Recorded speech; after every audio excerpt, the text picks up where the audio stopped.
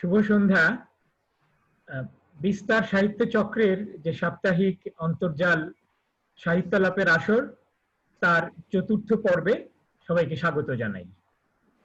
আমাদের অত্যন্ত আনন্দ এবং গর্বের বিষয় যে আজকে আমরা এমন একজন মানুষকে পেয়েছি যিনি আমাদের সাহিত্য জগতের একজন অন্যতম খ্যাতিমান এবং দিকপাল ব্যক্তিত্ব।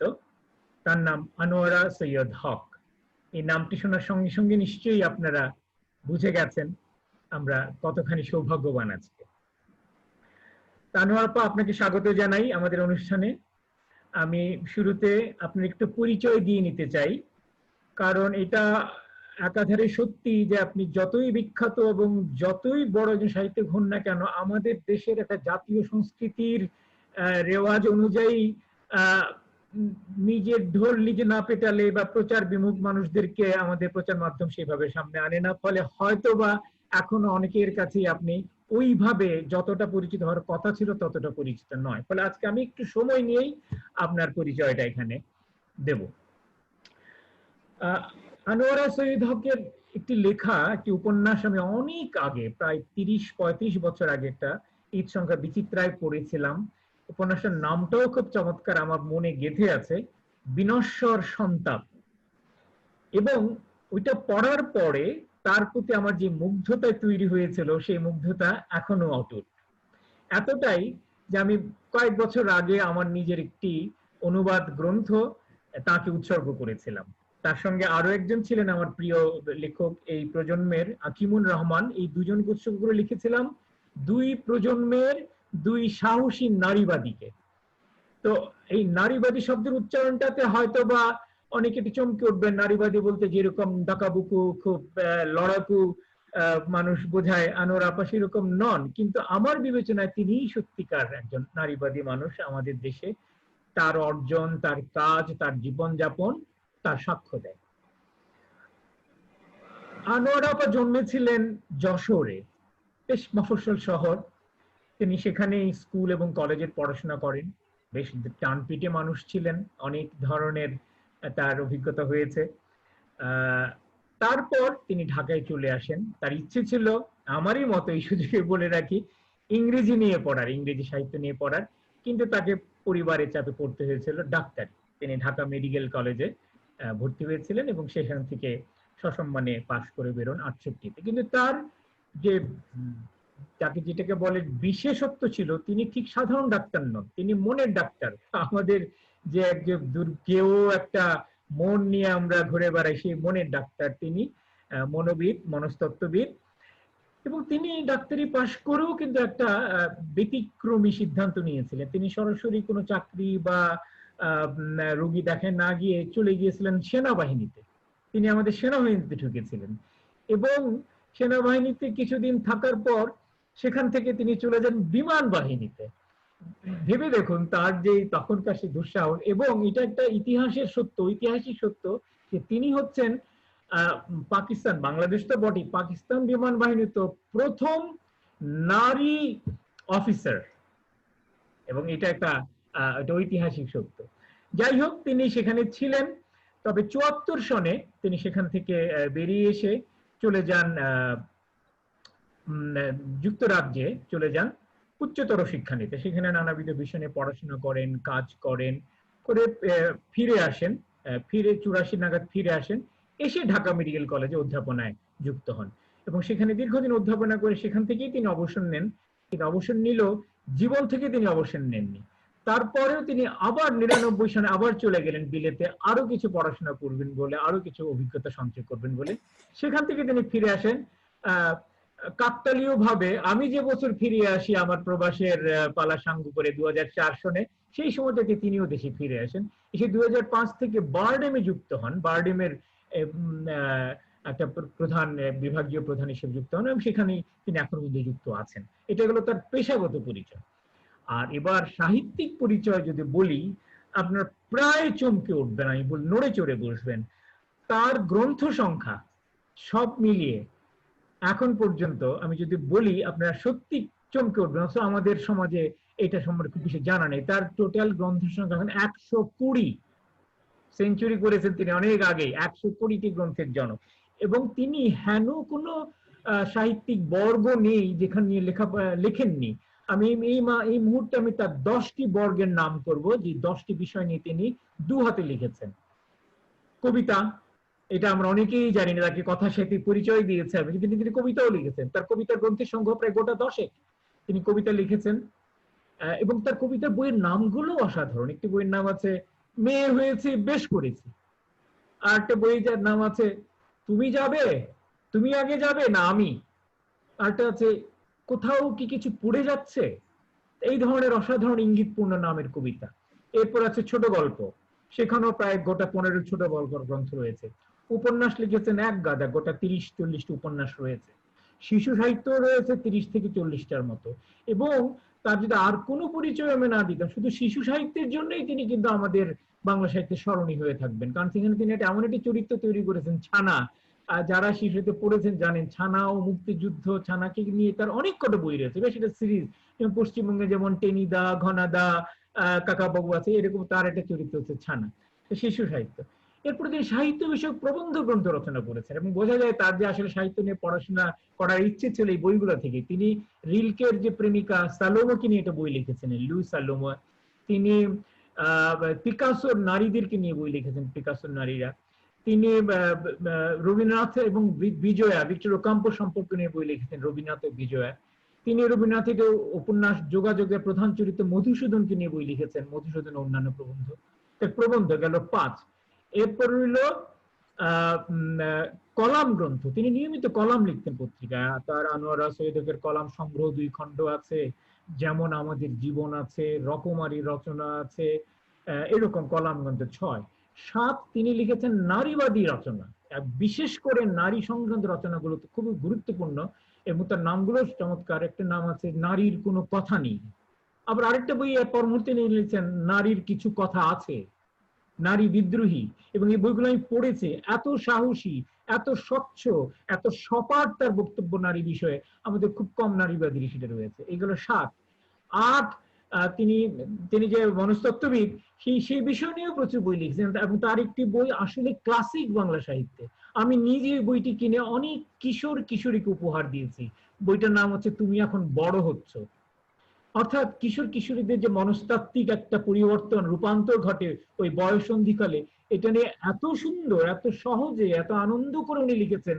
এবং এই সাহস কেউ করেনি। আমাদের সমাজে এটা একটা ট্যাবু, এই বিষয় নিয়ে কথা বলাটা এটা নিষিদ্ধ বিষয়, সেটা নিয়ে সেই তখনই লিখেছেন। ওটা লিখেছেন তিনি। মানসিক গল্পের সংগ্রহ আছে, কিশোর কিশোরীর মন আর তার সমস্যা, এইসব নিয়ে লিখেছেন।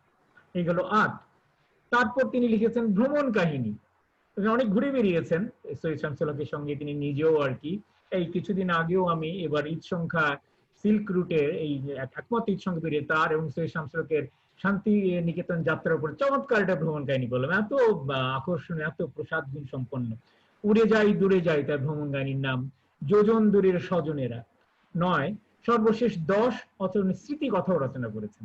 আমার স্কুল, তার রয়েছে ফুল ও নরকের কাহিনী, তার রয়েছে অবরুদ্ধ, ওই মুক্তিযুদ্ধের সময়কার অভিজ্ঞতা রয়েছে, ক্ষুব্ধ সংলাপ রয়েছে, নক্ষত্রের স্মৃতি, সৈয়দ হক।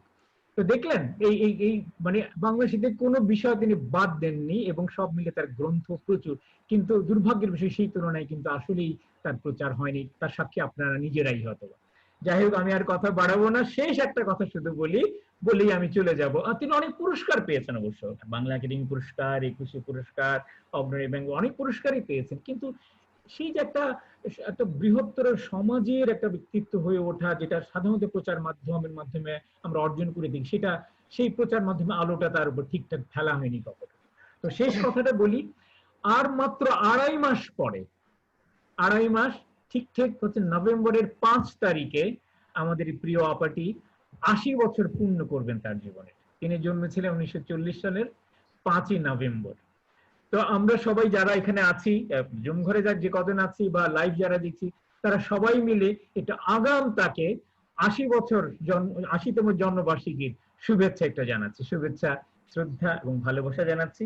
সেই সঙ্গে এটা প্রত্যাশা করছি যে ওই দিনটা আমাদের দেশে রাষ্ট্রীয়ভাবে না হলেও অন্তত আরো বৃহৎ পরিসরে, অন্তত বাংলা একাডেমি কি বিশ্ব সাহিত্য কেন্দ্র কি আরো বড় কোনো সংগঠন মিলে যেন জাতীয়ভাবে তার এই ৮০তম জন্মবার্ষিকী দিনটা উদযাপন করা হয়। আমি আমার এই প্রত্যাশা এবং দাবি জানিয়েই আমাদের আলোচনা পর্বে চলে যাচ্ছি। তো আমরা সবাই আরেকবার করতালি দিয়ে আনোয়ারা আপাকে স্বাগত জানাই আমাদের অনুষ্ঠানে। আনোয়ারা আপা, কেমন আছেন? আছি ভালো। এতক্ষণ নিজের প্রশংসা শুনলাম, শুনে মনে মনে চিন্তা করছি যে এরপরে আমি কি বলবো, বলার মতো তো কিছু বুঝতে পারছি না। প্রশংসাগুলো নিশ্চয়ই একটাও নিশ্চয়ই বানোয়াট নয়, একটাও নিশ্চয়ই অমূলক নয়। তা তো বটেই, কিন্তু কথা হচ্ছে কি আমরা তো কাজ করি, কিন্তু কখনো কি চিন্তা করি যে এই কাজ নিয়ে কখনো কোনো মূল্যায়ন হবে? আমরা কাজ করে যাই, আপন মনের খুশিতে কাজ করে যাই, মূল্যায়ন তো আশা করি না। এখানে যারা আছেন জুমে, আমি আপনাদের চ্যাট নামে একটা জিনিস আছে, হ্যাঁ চ্যাট, ওখানে ওই পাঠানো যায় আর কি, কিছু মেইল আদান প্রদান করা যায়, প্রশ্ন করা যায়। ওখানে আমি আনোয়ারা আপার জীবন কাহিনীর উপরে একটা ইন ডেপথ একটা আমার কাছে আর্টিকেল আছে, সেটা আমি পাঠিয়ে দেব। হ্যাঁ, আপনি দয়া করে ওটা ডাউনলোড করে বা ওটা ক্লিক করে পরে পড়ে নেবেন আর কি। আমাদের এক অনুজ প্রতিম বন্ধু আব্দুল্লাহ মোহন এই কাজটা করে যাচ্ছেন দীর্ঘদিন ধরে, কোন রকম প্রশংসা তোয়াক্কা না করে আমাদের দেশের গুণীজনদের উপর তিনি লিখে যাচ্ছেন দীর্ঘ জীবনীমূলক লেখা।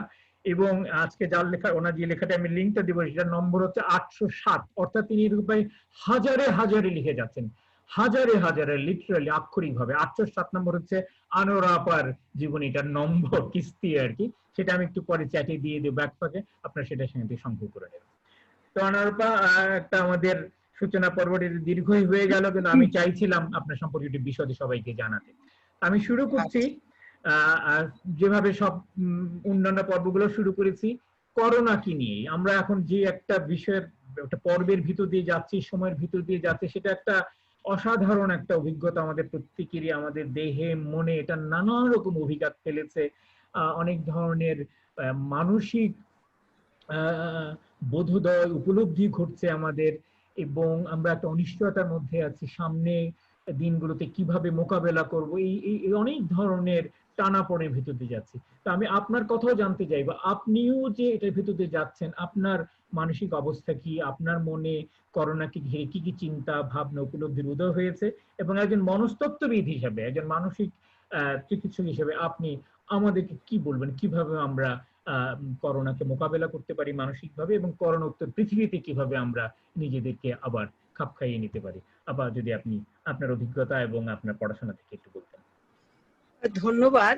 তবে সবার আগে ধন্যবাদ দিয়ে আমি বিস্তার সাহিত্য চক্র আয়োজিত এই সাহিত্য লাভকে, যারা এই দুর্যোগ সময়কে আমলে না নিয়ে এত সুন্দর একটি অনুষ্ঠানে আয়োজন করেছেন, আমাকে সম্পৃক্ত করেছেন, তার জন্য অনেক ধন্যবাদ। আর ধন্যবাদ দিয়ে এই বিজ্ঞান ও প্রযুক্তির এই উন্নতিকে, যে যারা এই উন্নতি, এই প্রযুক্তি আমাদের দেশে আমদানি করেছেন এবং যার পরিপ্রেক্ষিতে আজকে আমরা এরকম ভার্চুয়াল রিলেশনশিপে সম্পৃক্ত হয়েছি, সকলকে ধন্যবাদ দিয়ে আমি যেটা বলতে চাই সেটা হচ্ছে যে করোনাকালীন আমাদের যে অভিজ্ঞতা হচ্ছে সেটাকে একটা ইউনিক অভিজ্ঞতা বলা যায়। তার কারণ হচ্ছে আমরা কখনোই এরকম করোনাকালীন এই ধরনের সময় আমরা স্মল পক্স দেখেছি, কলেরা দেখেছি, ডায়রিয়া দেখেছি, কিন্তু কখনোই এই ধরনের সময় দেখিনি যেখানে আমরা মানুষেরা বাসার ভেতরে বন্দি হয়ে পড়ে আছি, একজন আরেকজনকে ছুঁতে পারছি না, একজনের হাত আরেকজন ধরতে পারছি না, একজনকে ইচ্ছা হলো জড়িয়ে ধরতে পারছি না। এ ধরনের একটি সাংঘাতিক ভয়াবহ শূন্যতার ভেতর দিয়ে আমরা এখন যাচ্ছি। তো সুতরাং আমি মনে করি যে করোনাকালীন আমাদের যে সময়টা কাটছে এটা একটি ইউনিক সময়। এই ধরনের সময়ের ভেতর দিয়ে আমরা কখনো আগে যাইনি, এবং এই করোনাকালীন সময়ে মানুষ যে বিচ্ছিন্নভাবে বাড়ির মধ্যে আছে, আমি যেহেতু একজন মনোবিদ, আমি এই ধরনের কিছু কিছু কাজ করেছি আগে, আমি দেখছি মানুষের ভেতরে সাংঘাতিকভাবে এক ধরনের বিষণ্ণতা, এক ধরনের অ্যাংজাইটি, এক ধরনের ইনসমনিয়া, এক ধরনের ভুল বোঝাবুঝি, এক ধরনের হিংসা, প্রতিহিংসা, দোষারোপ, এগুলো হচ্ছে আমাদের ফ্যামিলির ভেতরে, এগুলো হচ্ছে। তবে এটাও ঠিক, মানুষ যেহেতু আমরা সবসময় পরিত্রাণের উপায় খুঁজি, এবং আমার বিশ্বাস অচিরেই আমরা এই করোনার হাত থেকে পরিত্রাণ পেয়ে যাব। তো সুতরাং এখন বর্তমানে আমরা যে অবস্থায় আছি সে অবস্থাটা একটু দুর্বল অবস্থা অবশ্যই বলতে হবে, এজন্য আমরা তো এখন একটু অসহায় অবস্থায় আছি। তারপরেও আমি বলবো মানুষকে যে আশাহত না হতে এবং আশা রাখতে যে আমরা অচিরে এই ক্ষোভ থেকে, আমরা এখন তো কেভের মধ্যে আছি, ক্ষোভ থেকে বেরিয়ে আসতে পারবো। বিশেষ করে আপনাদের কথা না, আমার মতো বয়স্ক মানুষদের তো আরো বেশি বিপদ। আমরা বাইরে বেরোলেই মনে হচ্ছে করোনা বসে আছে ধরবার জন্য। তো এই অবস্থা, সংকটের ভেতর দিয়ে আমরা যাচ্ছি, অবরুদ্ধ মনে হচ্ছে নিজেকে। কিছু কিছু মানুষের ভেতরে আত্মহনন প্রবণতাও দেখতে পাচ্ছি। তবে হ্যাঁ, আমরা অবশ্যই বেরিয়ে আসবো। সুতরাং আমরা সেই আশায় এখন দিন কাটাচ্ছি। শুধু তাই না, এই যে একটা অবসর পেলাম, এই অবসর সময়ে কিছু বই পড়ে নিলাম, কিছু মানুষের সঙ্গে একটু গল্প করে নিলাম, কিছু টেলিভিশনে সিনেমা দেখে নিলাম, এইটুকু তো আমাদের লাভ। এই সময় তো আমরা যখন ব্যস্ত থাকি সেটা পাইনি আগে। অনেক ধন্যবাদ আপা, একটা আশার কথা শোনালেন, এটা খুব দরকার ছিল আমাদের। তো আমরা এবার আমাদের মূল পর্বে চলে যাই, সাহিত্য আলাপ। তো সাহিত্য আলাপে গোড়াতেই শুনতে চাইবো আপনি কিভাবে কিভাবে সাহিত্য জগতে এলেন, শুধু এলেন না, এলেন, দেখলেন এবং জয় করে নিলেন, থেকে গেলেন, জীবনভর সাহিত্যের সঙ্গে নিজেকে জড়িয়ে নিলেন, সেই যাত্রা পথের কাহিনীটা একটু সংক্ষেপে শুনতে চাই। জয় করেছি কিনা জানি না, তবে আমি মনে করি লেখা মানুষের একটি নেশা, এবং লেখার ভেতরে যারা ছেলেবেলা থেকে আছেন তাদের কাছে লেখা একটি বিশাল বিশাল জায়গা অধিকার করে থাকে, মানুষের মনোজগতে একটি বিশাল জায়গা অধিকার করে রাখে। আমার যে সাহিত্য জগতে আগমনের যে সূত্রপাত, আমার মনে হয় কবি সব্যসাচী সৈয়দ শামসুল হকের চেয়েও আগে। কারণ 13-14 বছর বয়স থেকে আমি লিখতে শুরু করেছি, এবং সেই সব লেখা, আমি তো যশোরের মানুষ, যশোরের জন্ম, সেই সব লেখা যশোরের লোকাল যেসব পত্র পত্রিকা ছিল সেখানে বেরোতো।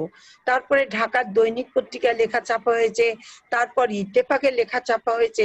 দাদাভাই ছিলেন আমাদের মেন্টর, তার মানে প্রেরণায় আমরা অনেক অনেক লেখা লিখেছি। এবং আমার মনে আছে, আমি যখন ছোট ছিলাম শুনেছিলাম যে ঢাকা ইউনিভার্সিটিতে, আমার যখন মাত্রই 15, 16, 17, 18 বয়স, শুনেছিলাম ঢাকা ইউনিভার্সিটিতে শিশু সাহিত্যের মধ্যে আমাদের নাম উঠে গেছে, যে আমরা নবাগত শিশু সাহিত্যিক। আমরা নিজেরাই তখন অলমোস্ট শিশু। বুঝতে হবে তখন পাকিস্তান আমল একটা বিরাট ভ্যাকুয়াম ছিল, সেইভাবে শিশু সাহিত্য গড়ে ওঠেনি, সুতরাং আমাদের নাম এসেছিল। আরেকটি কথা যেটা বলতে চাই সেটা হচ্ছে যে সৈয়দ হকের সঙ্গে জীবন গড়ে তোলার পরে সাহিত্যে বিচরণ আমার একটু কঠিনই হয়ে পড়ে, কারণ তার মতো প্রতিভার পাশাপাশি আমার লেখা তখন অনেকেই বাঁকা চোখে দেখেছেন বা দেখতে চেয়েছেন, অথচ তিনি চলে গেছেন আজকে 4 বছর হলো। আমার লেখা কিন্তু থেমে থাকেনি, এবং আমার লেখা থেমে যাক তা তিনি চাননি। তবে আমার জন্য তিনি দুঃখিত ছিলেন, যেহেতু আমাকে নিয়ে অনেক ধরনের মানুষের মনে মন গড়া ধারণা ছিল, যে জন্য সাহিত্যের জগতে আমাকে একাকী পথ চলতে বলতেন। শেষের দিকে এমন হতো, কোন একটা সাহিত্য সভায় যদি আমরা যেতাম, উনি বলতেন তুমি আলাদা যাও, আমি আলাদা যাই, যাতে লোকে মনে না করে আমরা দুজন একসঙ্গে সাহিত্য করি, একসঙ্গে সাহিত্যের জগতে এসেছি। বাংলা একাডেমিতে যখন যেতাম, উনি বলতেন তুমি আলাদা ঘোরো, আমি আলাদা ঘুরি, যেন আমরা দুজনে একসঙ্গে না থাকি। অর্থাৎ এইভাবে উনি আমাকে সেপারেট করবার চেষ্টা করেছেন। কেউ যদি আমাকে ভাবি বলে সম্বোধন করেছে, উনি বলেছেন না, ভাবি না, আপা। তিনি একজন ইন্ডিভিজুয়াল, তার নিজস্ব একটা ব্যক্তিত্ব আছে, একটা অস্তিত্ব আছে, তোমরা তাকে আপা বলে ডাকবে। কিন্তু সৈয়দ হক যখন চলে যান, তখন আমার কাছে মনে হয়েছে সকলেই আমাকে ভাবি বলে ডাকুক, তাতেই আমি খুশি থাকবো। তো সুতরাং উনি আমাকে দাঁড় করিয়ে দিতে চেয়েছেন সাহিত্যের জগতে একাকী, এবং চেষ্টাও করেছেন। আমি তার জন্য তার প্রতি খুবই কৃতজ্ঞ। আমি একটা জিনিস মনে করতে হবে, বা দুঃখও লাগে, সৈয়দ হক যখন বাংলা একাডেমি পুরস্কার পান তখন তার বয়স মাত্রই 30 বছর, আর আমি যখন বাংলা একাডেমি পুরস্কার পাই তখন আমার বয়স 70 বছর। অর্থাৎ উনি হয়তো সবচেয়ে আগে পুরস্কার পেয়েছেন বাংলা একাডেমিতে, তার আগে কেউ পায়নি, এবং 70 বছর বয়সে আমাদের বাংলাদেশে কেউই পুরস্কার পায়নি, তার বহু আগে সবাই পেয়ে গেছে। কিন্তু এই পুরস্কার পাওয়ার পরেও আমাকে অনেক কথা শুনতে হয়েছে। এই কারণে সকলেই মনে করেছেন যে এই পুরস্কারটি আমি সৈয়দ শামসুল হকের বদৌলতে পেয়েছি। যেহেতু তার এত আধিপত্য সাহিত্য জগতে, সুতরাং এই পুরস্কারও তিনি আমার হাতে এনে দিয়েছেন। আমি মানুষকে ভাবতে বলি, যদি এটাই যদি হতো তাহলে তো আমার 40 বছর বয়সে উনি এই পুরস্কার এনে দিতে পারতেন। তখন তো আমার 20টা বই বেরিয়ে গেছে। বা 50 বছর বয়সে এই পুরস্কার এনে দিতে পারতেন। 70 বছর বয়স পর্যন্ত আমাকে কেন একটা বাংলা একাডেমি পুরস্কার জন্য অপেক্ষা করতে হবে? এটা তো চিন্তার কথা, তাই না? সেদিন একটি মেয়েদের সাহিত্য সভায় গিয়েছি এবং সেখানে বসে আছি, বক্তৃতা দিতে ডাকলো। আমি বললাম যে মেয়েদের সাহিত্যের সংকট কি? আমি বললাম মেয়েদের সাহিত্যের সংকট হচ্ছে তাদের অভিজ্ঞতা কম। অর্থাৎ আমরা যেভাবে বেড়ে উঠি, যে প্রোটেক্টিভ এনভায়রনমেন্টে আমরা বেড়ে উঠি, সেখানে আমাদের যে অভিজ্ঞতা হওয়া উচিত সেটা আমরা করতে পারি না। সুতরাং মেয়েদেরকে কি করতে হবে? আউট অফ বাউন্ড নিজেকে কষ্ট করে অভিজ্ঞতা সঞ্চয় করতে হবে। রাতের বেলাটা আমাদের জন্য সেফ না হলেও দিনের বেলাটা মেয়েরা প্রচুর ঘোরাঘুরি করতে পারেন, প্রচুর। যে বেগম রোকেয়ার কথা চিন্তা করে দেখুন, অবরুদ্ধ অবস্থায় উনি কিভাবে বই লিখেছেন এবং কত সুন্দর বই লিখেছেন। অবরোধবাসিনী যেগুলো লিখেছেন সে তো তার চোখে দেখা, বোরখার ফাঁক দিয়ে তিনি এগুলো দেখেছেন, রাস্তায় চলতে ফিরতে দেখেছেন, কি সুন্দর বই তৈরি করেছেন। তো সুতরাং আমাদের চোখ কান খোলা রাখতে হবে আমাদের অভিজ্ঞতা সঞ্চয়ের জন্য। দুঃখের ব্যাপার, ওই সভাতেই একজন মহিলা ছিলেন, তিনি তখন আরেকজনকে বলছেন, এরকম বড় বড় কথা আমরা সবাই বলতে পারি, আমাদের স্বামীরা যদি সৈয়দ শামসুল হক হতেন। তো এই কথাটা শুনে আমার মনে খুব কষ্ট লাগলো যে এখনো বহু মহিলা মনে করেন যে আমি যে এতদূর উঠে এসেছি হ্যাচর প্যাচর করে, সেটার পেছনে ওই সিঁড়িটা ছিল সৈয়দ শামসুল হক। তো এ কথা তো কিছু বলার নেই, এটা তো আমাকে চলতে হবে। আর সুতরাং আমি কিছু মাইন্ড করি না। তো কঠিন ছিল আমার যাত্রাপথ, এটা বলতে হবে আমাকে। হ্যাঁ, কিন্তু আমি এর পরে যে প্রশ্নে যাব সেটার মধ্যেই আশা করি আপনি খোলাসা করে দিতে পারবেন যে এটা যে আপনার নিজের যোগ্যতাতেই আপনি এসেছেন। আপনার বইগুলোর নাম আমি বলেছি, কি কি লেখা লিখেছেন সংখ্যা সব বলেছি, কিন্তু আমি আপনার নিজের মুখ থেকে জানতে চাইবো এর মধ্যে কোন কোন কাজগুলোকে আপনি একটা গুরুত্বপূর্ণ কাজ বলে মনে করেন, প্রধান কাজগুলো, এটা প্রেক্ষাপট, তার সম্পর্কে আর একটু দুটো কথা যদি আপনি বলতেন তাহলে আর একটু ভালো করে জানা হতো আপনার কাজগুলো নিয়ে, সাহিত্যগুলোকে নিয়ে। সেটা আমি বলছি, কারণ সৈয়দ হকের সঙ্গে যখন বসবাস করতাম আমার ভেতরে বহু বছর আমি লিখি নাই, ভেতরে একটা দীর্ঘশ্বাস থাকতো যে আমি কবে লিখতে বসবো। কারণ সংসারের যে যাপিত জীবনের যে তাড়না, যে কষ্ট, যে যেটাকে বলে রীতিমতো স্ট্রাগল, ওর ভেতরে আমি সৈয়দ হককে জড়াইনি, আমি তাকে আলাদা রেখেছি এবং সেই স্ট্রাগলটা আমি নিজেই করার চেষ্টা করেছি। যার জন্য আমার মনে হয়েছিল যে আমার সাহিত্য হচ্ছে না, আমি বসতে পারছি না, মনের ভেতরে একটা কষ্ট ছিল। আগে তো কিছু বই লিখেছিলাম, তারপরে তো আর কিছুই লিখতে পারিনি। তারপরে আমি যেটা মনে করলাম যে আমি যদি রুথলেস না হই, ইংরেজিতে একটা কথা আছে, to be ruthless to be kind, you have to be ruthless to be kind. তো সেরকম একটা পলিসি আমি নিলাম। আমি তখন আপন মনে বসে গেলাম একদিন লিখতে, সংসার ঘর সংসার সবকিছু ফেলে রেখে আপন মনে লিখতে বসে গেলাম এবং একের পর এক আমার বই বেরোতে লাগলো। আমি লিখলাম উদয় মিনাকে চাই, আমি লিখলাম অস্থিরতার কাল ভালোবাসার সময়, আমি লিখলাম ঘুমন্ত খেলোয়াড়, আমি লিখলাম জল নুড়ি, রূপালী স্রোত, কার্নিশে ঝুলন্ত গোলাপ, দুই রমণী, অন্ধকারের পা, প্রচুর ছোট গল্প লিখলাম, কলাম লিখলাম। কলাম লিখে সারা ফেললাম। কলাম লেখার পেছনে উদ্দেশ্যই ছিল যে মানুষ যে মনে করে যে আমার নিজের লেখার কোনো ক্ষমতা নাই, সেই জন্য কলাম লিখে এবং নারী বিষয়ক কলাম লিখে দেখাতে চাইলাম যে আমার সব বিষয়ে লেখার ক্ষমতা আছে।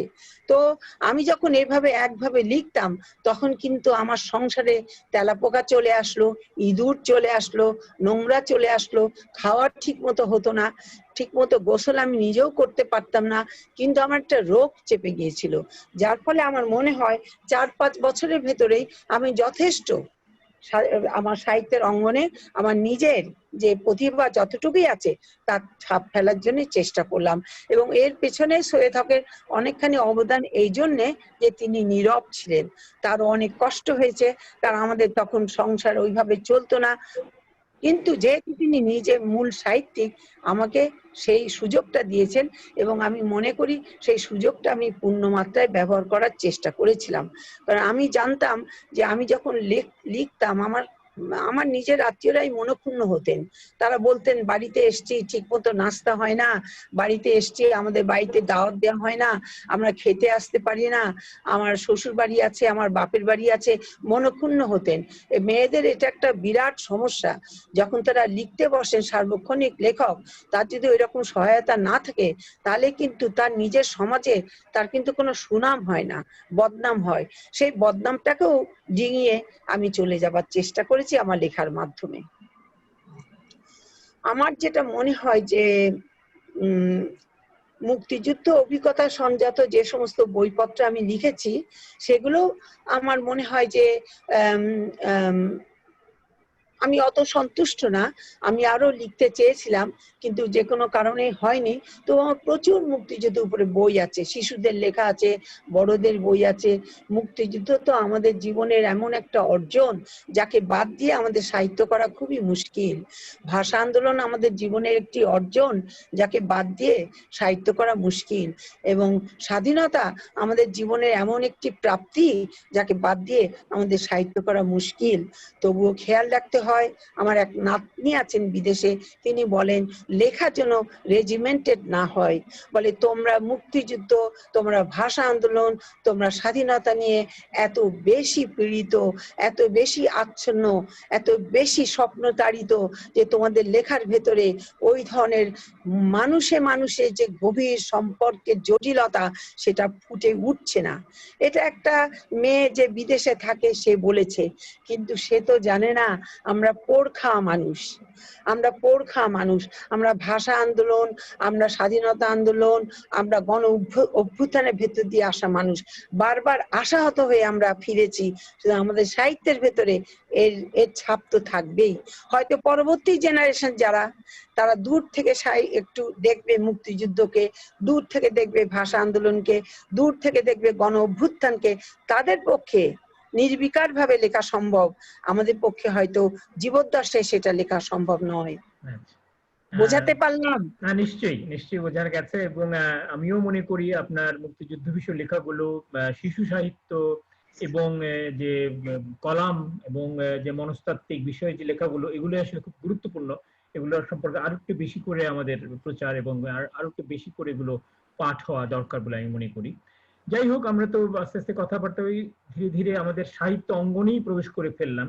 এই যে এত বছর ধরে আপনি লিখলেন, বাংলাদেশের বর্তমান সাহিত্যের অবস্থানটাকে আপনি কিভাবে মূল্যায়ন করেন? আমরা কোথায় আছি, কতটুকু আমাদের অর্জনের পাল্লা, আমাদের কোন সাহিত্যিকরা ভালো লিখছেন, কোথায় সমস্যা, আমাদের সাহিত্য সম্পর্কে এবং সাহিত্যিকদের বিষয়ে আপনার একটা নির্মোহ নৈর্ব্যক্তিক মূল্যায়ন চাইছি।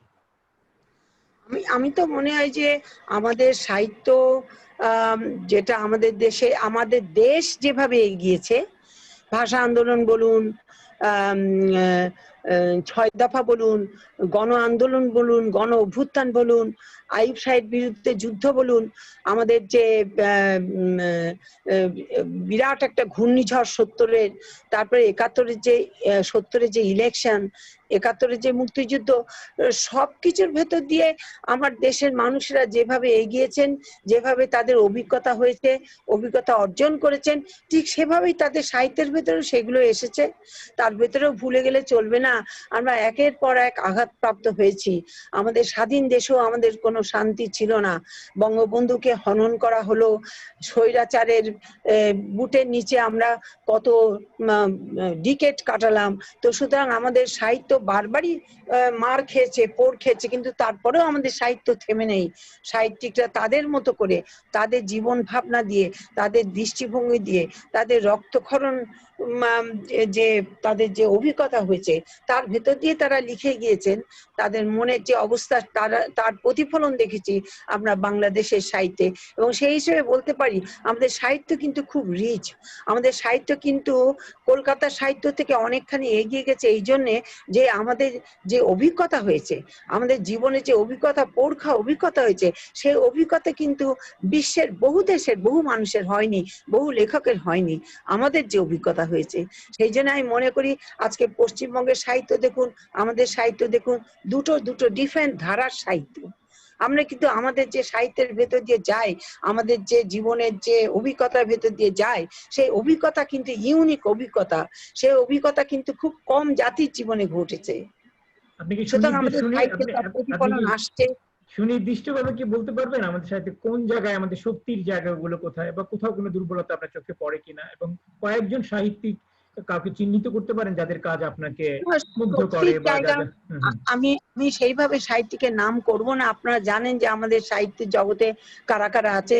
শক্তির জায়গা তো অবশ্যই আমাদের ভাষা আন্দোলন, আমাদের মুক্তিযুদ্ধ, আমাদের গণ অভ্যুত্থান, অবশ্যই এটা আমাদের শক্তির জায়গা। যেখান থেকে আমরা বেরিয়ে এসেছি, এটা আমাদের শক্তির জায়গা, অবশ্যই শক্তির জায়গা। সুতরাং এর ভেতর দিয়ে, সহিংসতার ভেতর দিয়ে, নানা রকম টানাপোড়েনের ভেতর দিয়ে আমরা চলে এসেছি, এটাই আমাদের শক্তি। আমাদের আমরা যে যে কবিতা লিখেছি, যে গল্প লিখেছি, যে উপন্যাস লিখেছি, তার ভেতরে আমাদের অভিজ্ঞতা ফুটে উঠেছে। আমরা সেই অভিজ্ঞতা আলোকে আমরা সাহিত্যকে বিচার করব। আমাদের দেশে স্টলওয়ার্ড সাহিত্যিকরা আছেন, আপনারা তাদের নাম জানেন, তাদের নাম এখানে উল্লেখ না করলেই ভালো।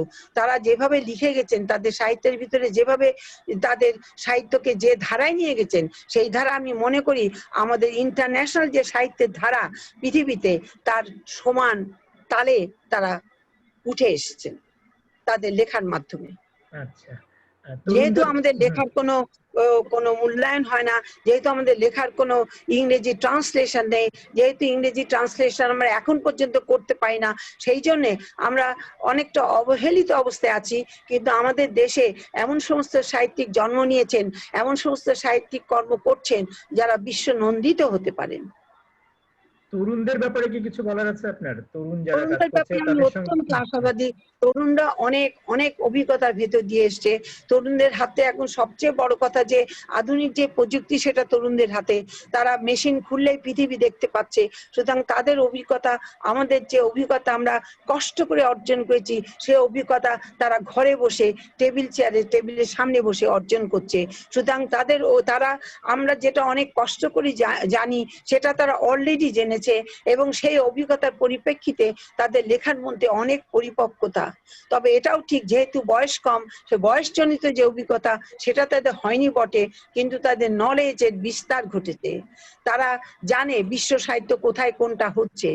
তারা আজকে মহিকান সাহিত্য জানে, তারা আজকে ইংরেজি, তারা ফ্রেঞ্চ, বিভিন্ন স্প্যানিশ সব সাহিত্যের মূল ধারাটাকে তারা নিয়ে নাড়াচাড়া করে, তারা জানে, এবং তারা সেইভাবে নিজেরা হয়তো প্রভাবিত হয়ে লেখার চেষ্টা করছে।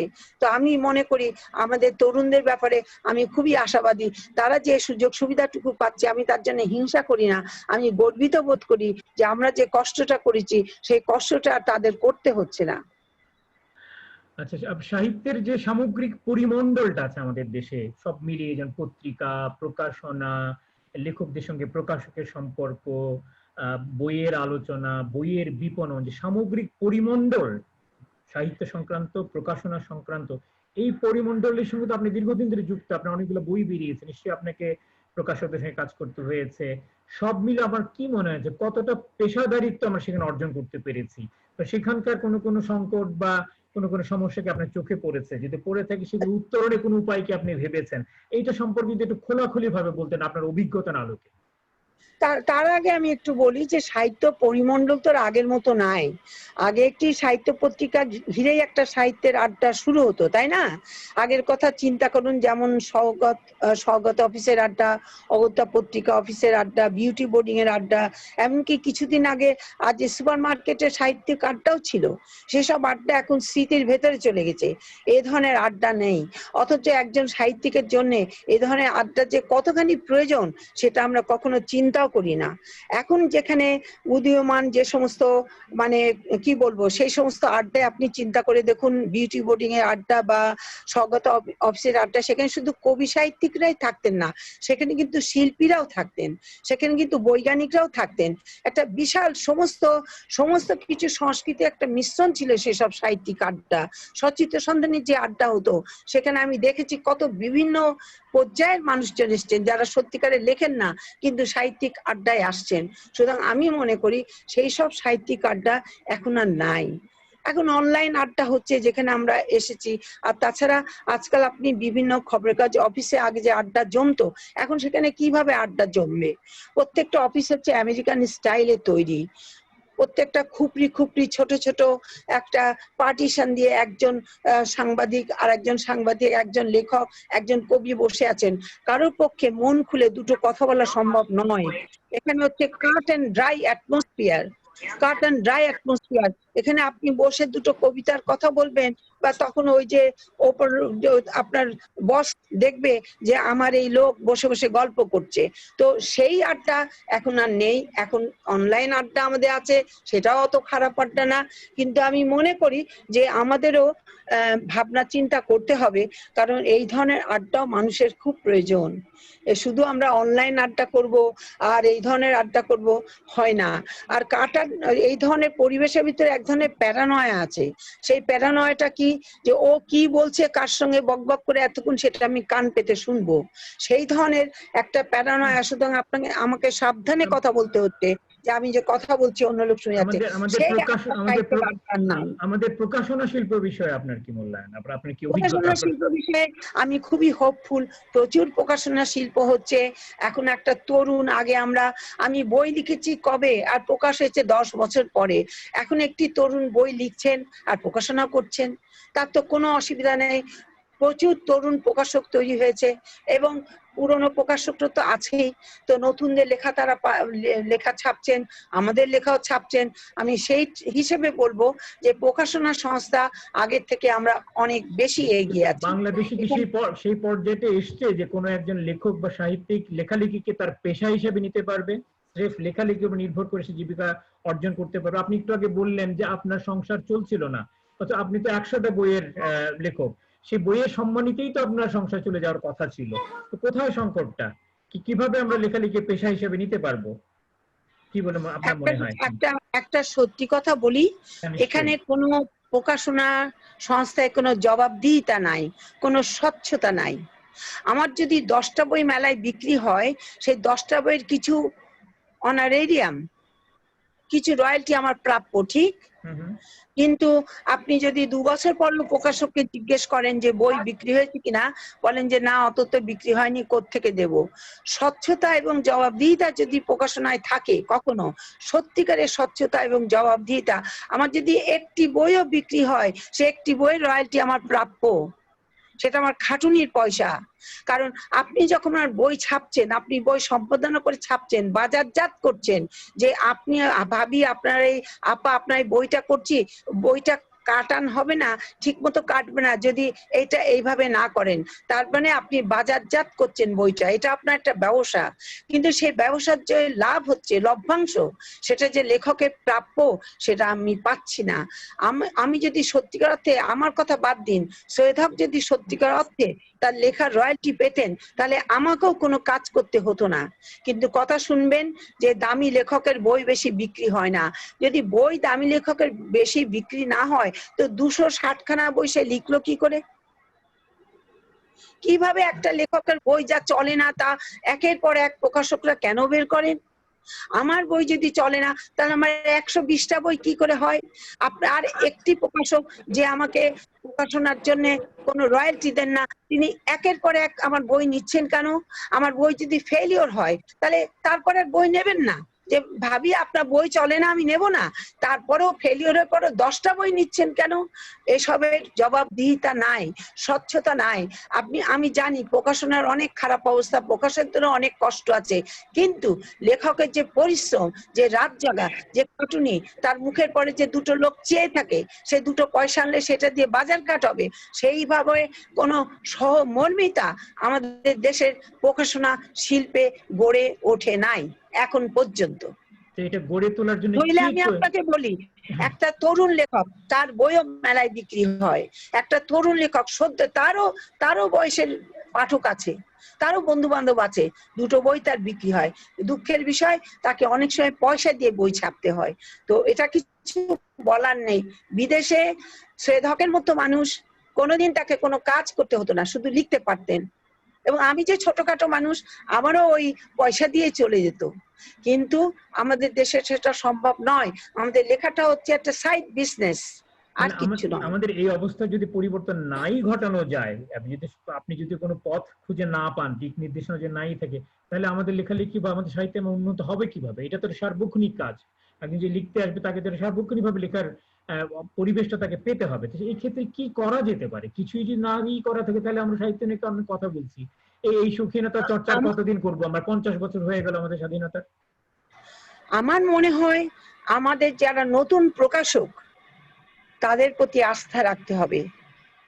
নতুন নতুন প্রকাশক আসছেন, তারা শিক্ষিত, তারা মানে বুঝতে পারেন অনেক কিছু, তারা আমাদেরকে বলেন খোলাখুলি। এইসব প্রকাশক যখন দাঁড়িয়ে যাবেন তখন হয়তো আমাদের এটা বিজনেস প্যাটার্নে দাঁড়াবে। তখন হয়তো আমাদের পরবর্তী জেনারেশন যারা, তাদের কেউ কেউ অবশ্যই লিখেই সংসার খুব ভালোভাবে চালাতে না পারলেও, কারণ মানুষের তো আজকাল বাচ্চা কাচ্চা একটা দুটো, একটা লেখক যদি সার্বক্ষণিক লেখক হন তাহলে তিনি কেন তার দুটো বাচ্চা নিয়ে একটা ফ্যামিলি চালাতে পারবেন না? অবশ্যই পারবেন। তো আমি আশা করি তরুণ যারা লেখক, শিক্ষিত যারা যারা প্রকাশক, তরুণ যারা প্রকাশক, যারা প্রকাশনা শিল্পে আসছেন, তাদের পরে ভরসা রাখি, তাদের পরে আস্থা রাখি। তারা অবশ্যই লেখকের কষ্ট, লেখকের মর্মবেদনা, রাত জেগে লেখকের যে লেখা, সংসার ফেলে সবকিছু ফেলে সেটা উপলব্ধি করবেন এবং তার মূল্যায়ন করবেন। আমি যদি দুটো বই আমার বিক্রি হয়, দুটো বইয়ের আমার 2 টাকা পাওনা, সেই 2 টাকা আমারই টাকা, অন্য কারো টাকা না। সেই টাকাটা আমার যেহেতু প্রকাশনা শিল্প চলছে না, আমার যেহেতু ভালো লাভ হয়নি, সেই জন্য লেখককে টাকা দেব না। যেহেতু তার বই ছাপিয়ে তাকে মানে আমি ধন্য করেছি, এই ধারণা ভুল। কারণ লেখাটাও একটা কিন্তু বিজনেস, লেখাটাও একটা লেখকের ব্যবসা। বিশেষ করে যারা অন্য কোনো কাজ করেন না, শুধু লেখার মাধ্যমেই বেঁচে থাকার চেষ্টা করেন। আচ্ছা, ঠিক আছে, সাহিত্য নিয়ে আমরা অনেক কথা বললাম। এবার আপনার আরেকটি যে ক্ষেত্র, মনোচিকিৎসা, যে মানসিক স্বাস্থ্য নিয়ে আপনি কাজ করেন, এই বিষয়টা নিয়েও যদি আমাদেরকে একটু বলতেন। মানে আমাদের দেশে এই নিয়ে কতখানি সচেতনতা আছে, কিভাবে আমরা মানসিক স্বাস্থ্যের আর একটু উন্নয়ন ঘটাতে পারি, কিভাবে মনস্তাত্ত্বিক ভাবে একটা আমরা ভারসাম্যপূর্ণ সমাজ হিসেবে গড়ে তুলতে পারি। একজন দীর্ঘদিনের অভিজ্ঞতা সম্পন্ন মনোবিদ হিসেবে আপনার কিছু পরামর্শ এবং পরিকল্পনা যদি আমরা শুনতে চাই। দেখুন, একটা সমতা তো কিভাবে হবে? নারী পুরুষের সমতা যেখানে যেদিন হবে, সেই দিন নারীর প্রতি যে সহিংসতা হয় আমাদের সমাজে এখন পর্যন্ত, সেই সহিংসতা যখন কমে যাবে, সেই সহিংসতা যেদিন থাকবে না, নারীকে যেদিন মূল্যায়ন করা হবে, দেখবেন যে সমাজটা সুন্দর হয়ে আসছে। তখন অনেক মানসিক সমস্যা, আমার রোগীরা যারা, তারা তো অধিকাংশই নারী। আমি কয়টা পুরুষকে চোখে দেখি? আমার নারী, আমার অধিকাংশ ক্লায়েন্ট হচ্ছে নারী। তারা নিগৃহীত, তারা লাঞ্ছিত, তারা পীড়িত, তাদেরকে ফাঁকি দেওয়া হচ্ছে, তাদেরকে বঞ্চনা করা হচ্ছে, তাদেরকে লাথি মারা হচ্ছে। তো সুতরাং আমি এই সহিংসতা নারীর প্রতি না যেদিন বন্ধ না হবে, সমাজে সমতা আসবে কি করে? মেয়েরা চাকরি বাকরি করছে, মেয়েরা পিএইচডি করছে, মেয়েরা অনেক বড় বড় কাজ করছে, কিন্তু সংসারে তার তো সেই সম্মানটা হয়নি এখনো। সেই সম্মান তো মেয়েদের হয় নাই।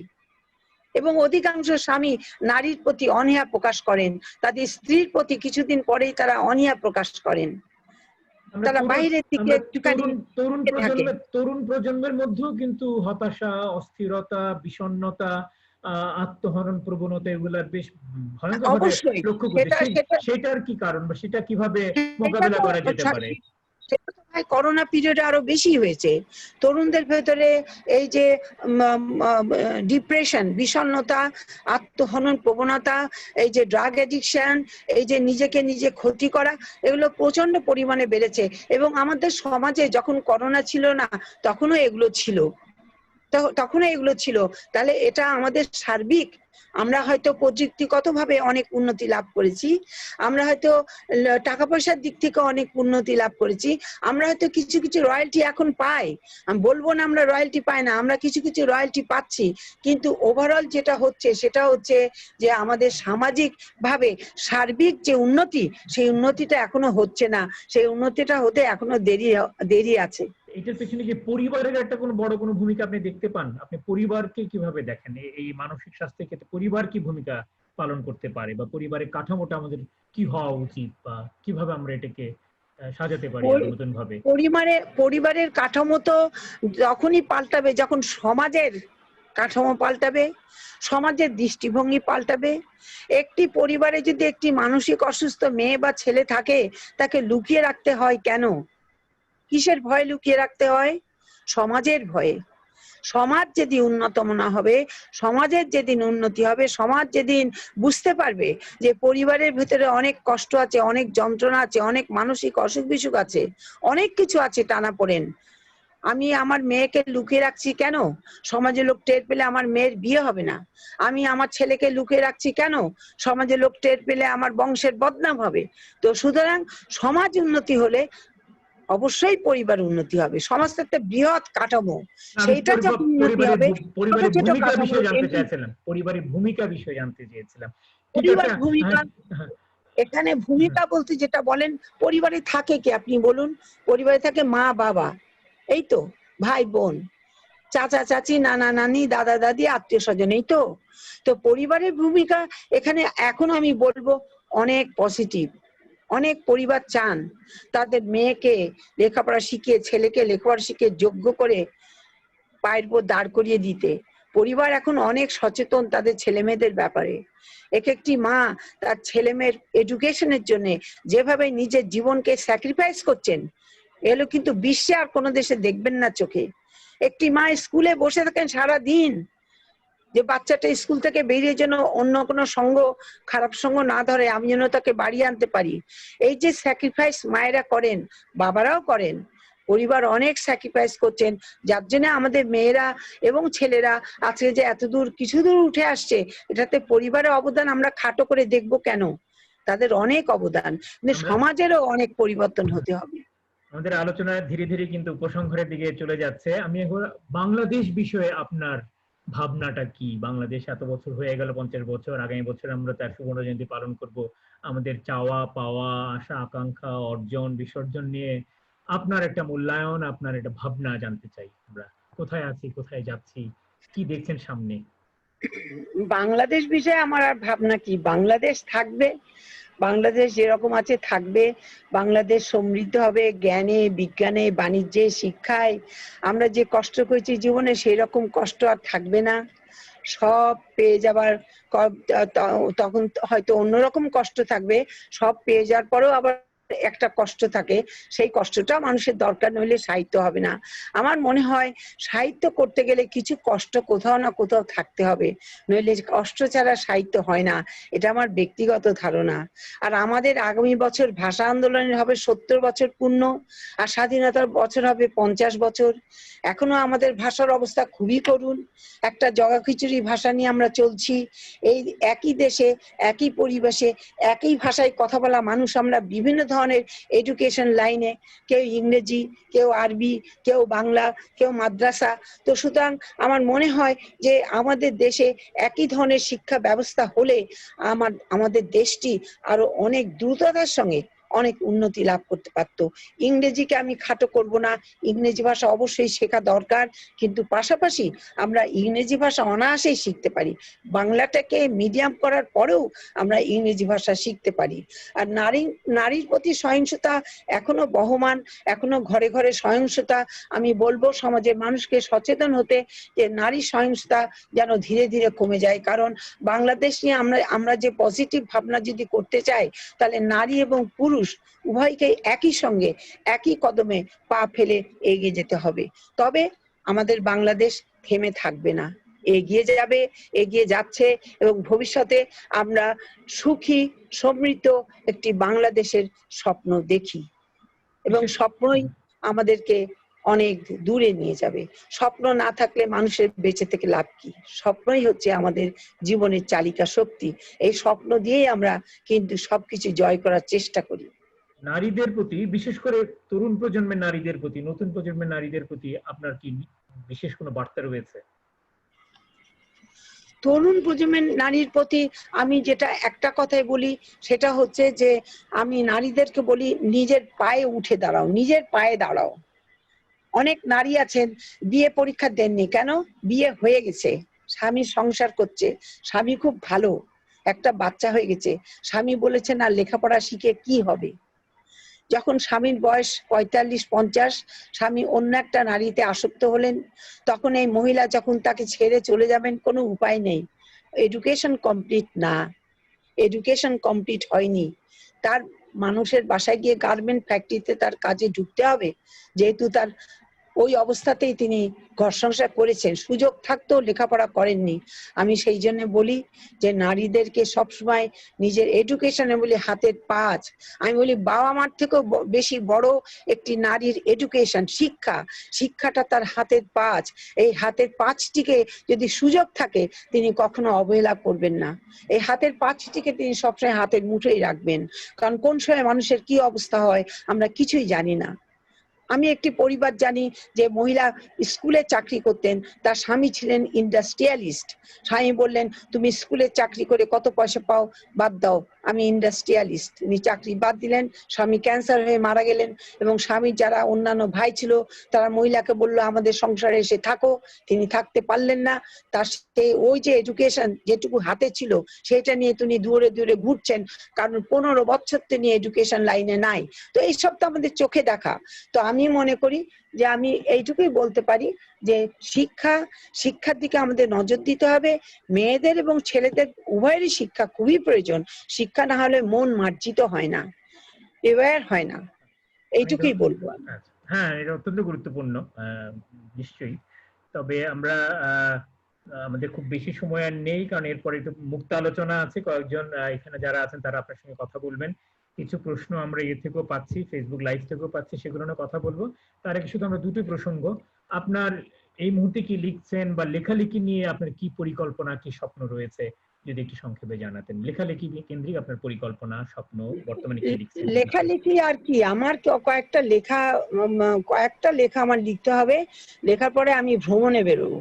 কয়েকটি লেখার আমি করে এখন বর্তমানে একটা বড় লেখা লিখছি, আমার বাবাকে নিয়ে লিখেছি, আমার বাবা আমার যিশু, সেটি এখন অনলাইনে প্রকাশিত হচ্ছে, বই হিসেবেও বেরোবে। এরপর আমি আরেকটি লেখা লিখছি, তারপরে আরেকটি লেখা লিখবো, তারপরে আমি হয়তো সৈয়দ হক সম্পর্কে যা লিখেছি তাই আমার মনে হয় আর কিছু বেশি লেখার হয়তো নাই আমার। শুধু একটি স্বপ্ন আছে সৈয়দ হক নামে একটি লাইব্রেরি করার, আর একটি স্বপ্ন আছে তিনি যে পড়ে আছেন কুড়িগ্রামে অরক্ষিত অবস্থায় আজকে বছরের পর বছর, সেখানে অন্তত একটি বেদি তৈরি করা, এবং তিনি যে কবিতাটা লিখে গিয়েছেন, বলেছেন যে আমার কবরের মাথার কাছে এই কবিতাটা উৎকীর্ণ করে রাখবে, সেই কবিতাটা এখন আমি উৎকীর্ণ করতে পারিনি, আমার মনের ভেতরে একটা অশান্তি আছে, সেইটা আমার করতে হবে, সেটা একটা বিরাট কাজ। আমার একটি ছোট্ট সাহিত্য আসর আছে যার নাম হচ্ছে অশ্রুপাত, সেই অশ্রুপাত সৈয়দ হক চলে যাওয়ার পরে অশ্রুপাত বন্ধ হয়ে গেছে, সেইটা আবার পুনরায় রিভাইভ করা। এই ছোট ছোট কতগুলি স্বপ্ন আছে। আর আমি কয়েকটা বই লিখে আমি ভ্রমণে বেরোবো, তারপরে আমি আর লিখবো না।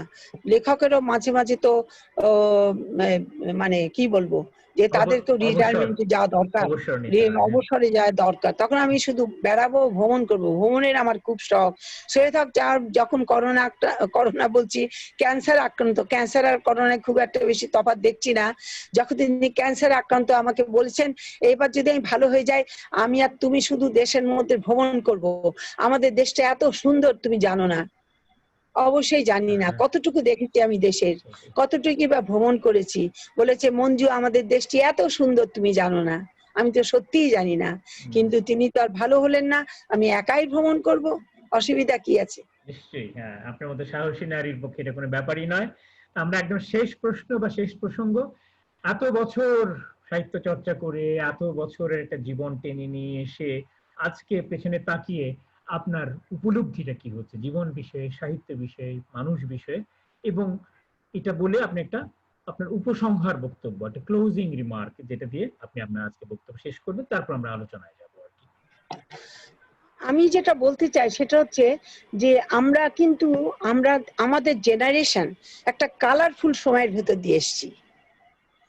দ্বন্দ্ব, সংঘাত, দেশ বিভাগ, তারপরে আপনার দেশ ভাগ হয়ে যাওয়া, চোখের সামনে দেখা মানুষের কান্নাকাটি, ওটাও তো একটা অভিজ্ঞতার ভেতর দিয়ে গিয়েছি। রায়ট দেখেছি চোখে, ভাষা আন্দোলন চোখে দেখেছি, যশোরে ভাষা আন্দোলন হয়েছে, তারপরে আমরা দেখেছি মুক্তিযুদ্ধ, তারপরে আমি দেখেছি 70-এর ঘূর্ণিঝড়, মানুষকে দেখেছি গাছের নিচে, গাছের উপরে ঝুলে থাকতে, বাচ্চা ঝুলে আছে, গৃহিণী ঝুলে আছে, বাড়ির মা ঝুলে আছেন, গাছের ডালে ঝুলে আছে মানুষ, সেই সব দৃশ্য থেকে আমরা বড় হয়েছি। এসব তো একটা অভিজ্ঞতার ভেতর দিয়ে, তবুও বলবো কালারফুল অভিজ্ঞতার ভেতর দিয়ে আমরা গিয়েছি। 71 সালে যখন ভয়ে ঘরের মধ্যে লুকিয়ে থাকতাম, তখন আমি দেখেছি আমাদের বাড়ির মেয়েদেরকে, পাড়ার মেয়েদেরকে ডায়েরি বের করে গোপনে লিখে রাখছে, আজকে এতবার অ্যাটাক হলো, এতবার সাইরেন বাজলো, এতবার ওই পাশের বাসায় এই পাকিস্তানি এসে দুটো মেয়েকে ধরে নিয়ে গেছে, তার ভেতরেও দেখেছি তারা লিখছে। তো সুতরাং আমি মনে করি এই অভিজ্ঞতার ভেতর দিয়ে আমরা বেরিয়ে এসছি। এই অভিজ্ঞতা যদি ঠিক মতো কাজে লাগাতে পারি, সেটাই আমার লেখক হিসেবে জীবন ধন্য, আর তো কিছু নয়। আর কি আমি চাই? আবার যদি বলেন আপনি আমার এই যাপিত জীবন আবার ফিরে চাই কিনা, আমি এই জীবনই আবার ফিরে চাইবো। এই জীবনই আমি আবার কাটাতে চাই, এবং আমার জীবনে কোনো দুঃখ নেই। একটু হইচই করতাম সৈয়দ হক বেঁচে থাকতে, আমার এটা হলো না, ওটা হলো না, সেটা হলো না। উনি বলতেন কি হলো না সেটা নিয়ে দুঃখ না করে কি হয়েছে সেটা নিয়ে আনন্দ করো। তা আমি মনে করি তিনি রাইট। যেটা হয়েছে সেটা নিয়ে আনন্দ করব, যেটা হয়নি সেটা নিয়ে তো দুঃখ করে কোনো লাভ নেই। মানুষের জীবন তো এরকমই, আমরা অনেক সময় অপচয় করি জীবনে, আমরা ইচ্ছাকৃতভাবে অনেক সময় অপচয় করি, পরে আর আফসোস করতে কোনো লাভ নাই। যখন অপচয় করেছিলাম তখন কিন্তু এনজয় করেছিলাম, তো সেই এনজয়মেন্টটাও তো একটা লাইফ। আর আপনার একদম সর্বশেষ উপসংহার মন্তব্য বা বক্তব্য, ক্লোজিং রিমার্ক। কি বললেন বুঝতে পারলাম না আপনার ভাই। শেষ বক্তব্যটা, শেষ মন্তব্যটা শুনে আমরা আলোচনায় যেতে চাই। আপনি বলেছেন বোধহয় সৈয়দ শামসুল হককে নিয়ে কিছু বলবেন, এরকম কিছু ভেবেছিলেন, উপসংহারে কিছু একটা বলার কথা। না, সেটা হচ্ছে সৈয়দ হকের নামে লাইব্রেরি করবো, তো ভাই একটু আগেই বললাম, আর তার ওইটি নির্মাণ করব। আর স্বপ্নের কথা আপনি বলেছেন, আমি মনে করি স্বপ্ন তো সবকিছু শেষ হয়ে গেলেও স্বপ্ন তো মানুষের বহমান। মানুষের বেঁচে থাকা সম্ভব একমাত্র স্বপ্নই বুকে নিয়ে।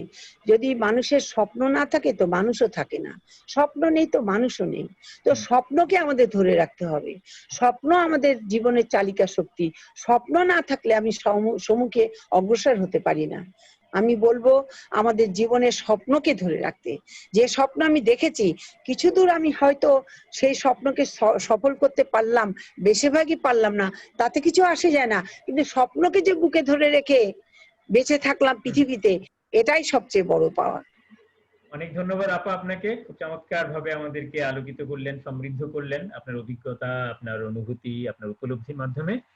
তো আমরা এবার একটু মুক্ত আলোচনায় যেতে চাই। এখানে যারা আজকে উপস্থিত আছেন এদের কয়েকজনের কাছ থেকে যদি মন্তব্য পেতাম ভালো লাগতো। আমি দেখতে পাচ্ছি গোড়া থেকেই ছিলেন মধুমিতা দাশগুপ্ত, আমাদের একজন জীবন সদস্য বিস্তারের ছিলেন সলিমুল্লাহ খান। তো মধুমিতা, আপনি যদি কিছু বলতেন। আপনার মাইক্রোফোনটা অন করে নেন, মাইক্রোফোনটা একটু অন করে নেন, মাইক্রোফোন। মধুমিতা, আপনার মাইকটা একটু অন করে নেন। হ্যাঁ হ্যাঁ, ঠিক আছে। আমি না, আমি আগে শুনি, পরে আমি শুনি আগে। না, আমি অন্যদের কাছে যাও, আমি শুনি আগে। না, মধুমিতা, আমার খুব ভালো লাগছে, আমি শুনি। কে বলছেন? আমি মধুমিতাকে যা বলতে চাইছি। মধুমিতা, আপনি শুনতে পাচ্ছেন আমাকে? হ্যালো। হ্যাঁ, শুনতে পাচ্ছি। হ্যাঁ হ্যাঁ, কিছু বলেন। শুনতে পাচ্ছেন? হ্যাঁ। হ্যাঁ হ্যাঁ, না, বলছি আমার খুব ভালো লাগলো আলোচনা, আজকে ওনার সাথে পরিচিত হলাম, ওনার সম্পর্কে জানতে পারলাম, আমার খুবই ভালো লাগলো। আমার এমনি নিজস্ব কিছু জিজ্ঞাসা বা বলার কিছু নেই, কিন্তু আমি যে এতটা ভালো লেগেছে সেটুকুনি আমি শুধু প্রকাশ না, করছি। কোনো কিছু জানার আছে কিনা, কোনো প্রশ্ন আছে কিনা তার কাছ থেকে? না, আমার কোনো প্রশ্ন নেই। আচ্ছা, আমি এখানে সলিমুল্লাহ ভাই আপনাকে অনুরোধ করছি, যদি আপনার কোনো মন্তব্য, প্রশ্ন, জিজ্ঞাসা থাকে।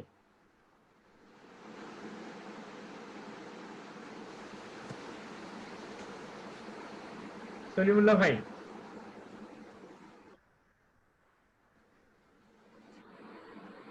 আপনি কিছু বলবেন? আপনার কাছ থেকে শুনতে চাইছি। শুনে ভালো লেগেছে, সেটাই বলতে। আচ্ছা, কোন মন্তব্য? উনি তো দুজনই, ওনারা অনেক মানে স্বনামধন্য বলতে গেলে, তাদের এত বেশি ক্যাপিটাল, প্রশ্ন কি করব, কিন্তু ওনাদের লেখাগুলো আমার খুব ভালো লাগে। উনি তো বটেই, এখন সৈয়দ শামসুল হক তো সাধারণ একজন, দুজনই। তো আনোয়ারা হকের যে আজকে শিশু সাহিত্যের এই জিনিসটা আমি জানতাম না, এটা শুনে ভালো লাগলো। তারপর উনি তো একজন মনোবিজ্ঞানীও বটে। তো তো সেই অ্যাঙ্গেলে ওনার আরো কাজ প্রত্যাশা করি, আরো লেখা আশা করি, এইটুকুই শুধু। কারণ ওনার লেখাগুলো, ওনার কথা আমার অসম্ভব ভালো লেগেছে, এবং ওনার এই ধরনের আরো চর্চা চালিয়ে যাওয়া উচিত, যেটা আমাদেরকে আরো সমৃদ্ধ করবে, সাহিত্যকে আরো সমৃদ্ধ করবে। এই বলে শেষ করছি। ধন্যবাদ। মাধুরী ব্যানার্জি, মাধুরী কি আছেন? মাধুরী? হ্যাঁ, আমি আছি। হ্যাঁ, মাধুরীর কাছ থেকে শুনি। মাধুরী, আনোয়ারকে বলি, এখানকার চট্টগ্রামের একটি আন্তর্জাতিক প্রতিষ্ঠানের প্রধান, এখানে ইউনিসেফ এসে কাজ করে, এখানকার প্রধান সে। তা আমরা মাধুরীর কাছ থেকে কিছু বক্তব্য শুনি। মাধুরী ইতিমধ্যে হাতও তুলেছে দেখতে পাচ্ছি, অর্থাৎ সে সত্যি কিছু বলতে চায় আর কি।